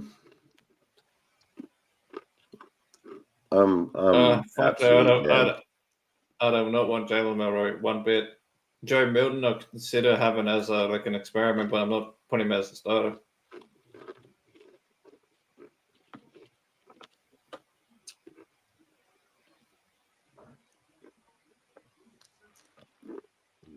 I would tell Mark Cox the balls to do what he needs to do. That's all I would say. Yeah, facts. He needs to grow up here like his old man and just fucking. If we don't, because the Giants game ain't till like week 17, so that's probably when we'll know by. Because I think it's like the Chargers and then is it Chargers? Chargers are next, I believe. Yeah, I think it's the Chargers. I can grab Chargers. Is it Chargers Broncos? Yeah, I think it's Chargers Broncos. I think, and then I think after that it's New York. I'm not sure. Hang on. Here. Was it 5 more games? Yeah, about 5 more games this week. Six more games. I got it right here. Let's see. Yeah. We got Chargers at Chargers. We got Denver at home. We got Philadelphia at Philadelphia. Then we got Houston at Houston. Then we got the Giants at home, and then Kansas City at home. Yeah, so in other words, we're going to lucky win 1 game against Giants. If we're lucky. I mean, Houston just beat the Bills with backup quarterback. Oh, that was a hell of a game, man. That was fucking freaky. That's what I'm saying. Davis Mills be killing it. Mills, why CJ Stroud pouted on the fucking side in the locker room. Yeah. All those teams are going to be tough. Yeah, that's what I'm saying. They're all tough. I'm trying to think. Okay, let's just say, okay. All right, just throwing something out here for you guys. Okay, we're at the Chargers. We're at home against Denver. We're at Philadelphia. We're at Houston. We got New York Giants and then Kansas City at home. Of those games, which one do you think we have the best chance to win? New York. Just throw it out. Yeah, Giants. Especially if Dart's not playing. I mean, that's my vote by a mile. Yeah, especially if Dart ain't playing. Okay, that was too easy. Can you imagine if Jackson Dart the better? Yeah, I'm like thinking the same thing. I'm thinking the same thing, but God damn it, I'd sure love to beat the Chargers in that goddamn SoFi Stadium. Probably not going to happen. I know. I know. Fucking sucks to say, but it is what it is. Oh, it is what it is. It's like you said. Well, I asked a question, but yeah. And that's the thing. If we go 0-6 in the division once again, division 2 years in a row. Yep, that's what it's looking like. That's the crazy part. And the fucked up part is we didn't even get swept in the division when fucking AP came in as the intern. Like, that's the fuck part. I wonder when the last time that happened. Never. I think I looked it up the other day, and I think it's never happened before. Where we've been swept twice in a row. I think we got swept once in the division 2 years in a row. I think it's never happened. It happened one year, like where we actually got swept for the 1 year, which was like, I don't know, back when we were the seniors or some shit. Way back when Al Davis first took over the team or something. That was the last time that happened that we got swept at all. And I don't think we've ever been swept twice. I remember one year when I had season tickets, we won all 6 division games, all of them, and failed to make the playoffs with an 8-8 record. Yeah, because we didn't win enough. I had season tickets. That was one of the many years I had season tickets there. It was like, you gotta be fucking kidding me. We win all 6 divisional games. We don't even make the playoffs.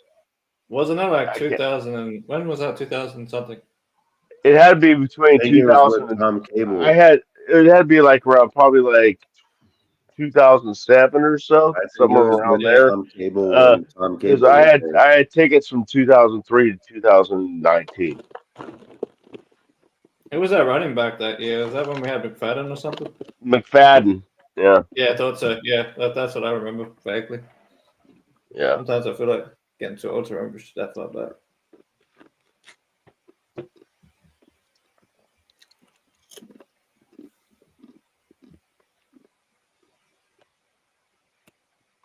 Yeah, that wasn't when Chucky. Chucky was only a head coach to like 2002, so I don't think it was Chucky. Could be wrong.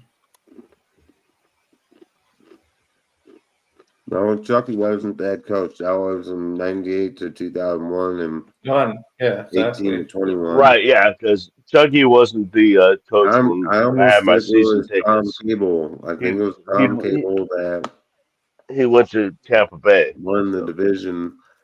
Because we had him as an O-line coach, and then we promoted Tom Cable to head coach or something for like a year or something, wasn't it? I think it was a year. A year or 2 years, I can't remember. I think it was like a year.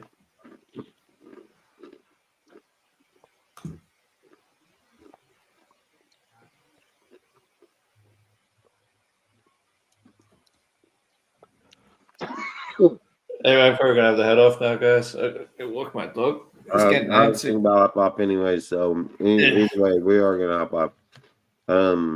Outside that, I appreciate all you guys hopping up on here. You can give a shout out before we bounce out of here, and then we'll probably go live again later this week, if not Sunday after the game. But really do appreciate all you guys stopping by. Just talking about Sleepy Pete, and trying to make this team better. Pretty much at the end of the day, it's all we want to do is just make a better team that lasts, that we can all come on here, talk about the Raiders winning, not getting beat down and looking embarrassing in the NFL. Once a prominent team, now a fucking a disaster. So. You know, Yeah. so we just need to do what's best for the team, regardless of how people feel or not. We just need to, whatever we're doing right now isn't working, and it hasn't been working. So any change is better than nothing, you know. So outside of that, appreciate everybody here. Appreciate everybody coming on talking football. If you guys want to give your shout outs before we bounce, feel free. Yeah, shout out to everyone in the shout up in the chat, and shout out to anyone who watches it after. Yeah, I was going to say, hey, thanks a lot, Dustin, for having me on, and shout out to the chat. Bush Raider, it's always cool talking to you too, man. I'm so sorry I messed up your name earlier. Don't worry about it, man. But yeah, just love talking to you guys. Love talking Raider football. Yes, man. Appreciate you, Raider Nation 510, man. Talking in the chat, really do appreciate it. Appreciate everybody else in the chat. Been talking the whole entire time too. Always say encourage all the conversations, put them out there. Everybody always going to talk about everything. So outside of that, we'll catch you guys on the next one. Really do appreciate you guys stopping by tonight, and we'll see what we got going on after this next game. So we'll see you guys. Thanks for having me on, bro. Show, man. No worries, bro. Thanks for having me on. Ciao. Peace. Go Raiders. Peace.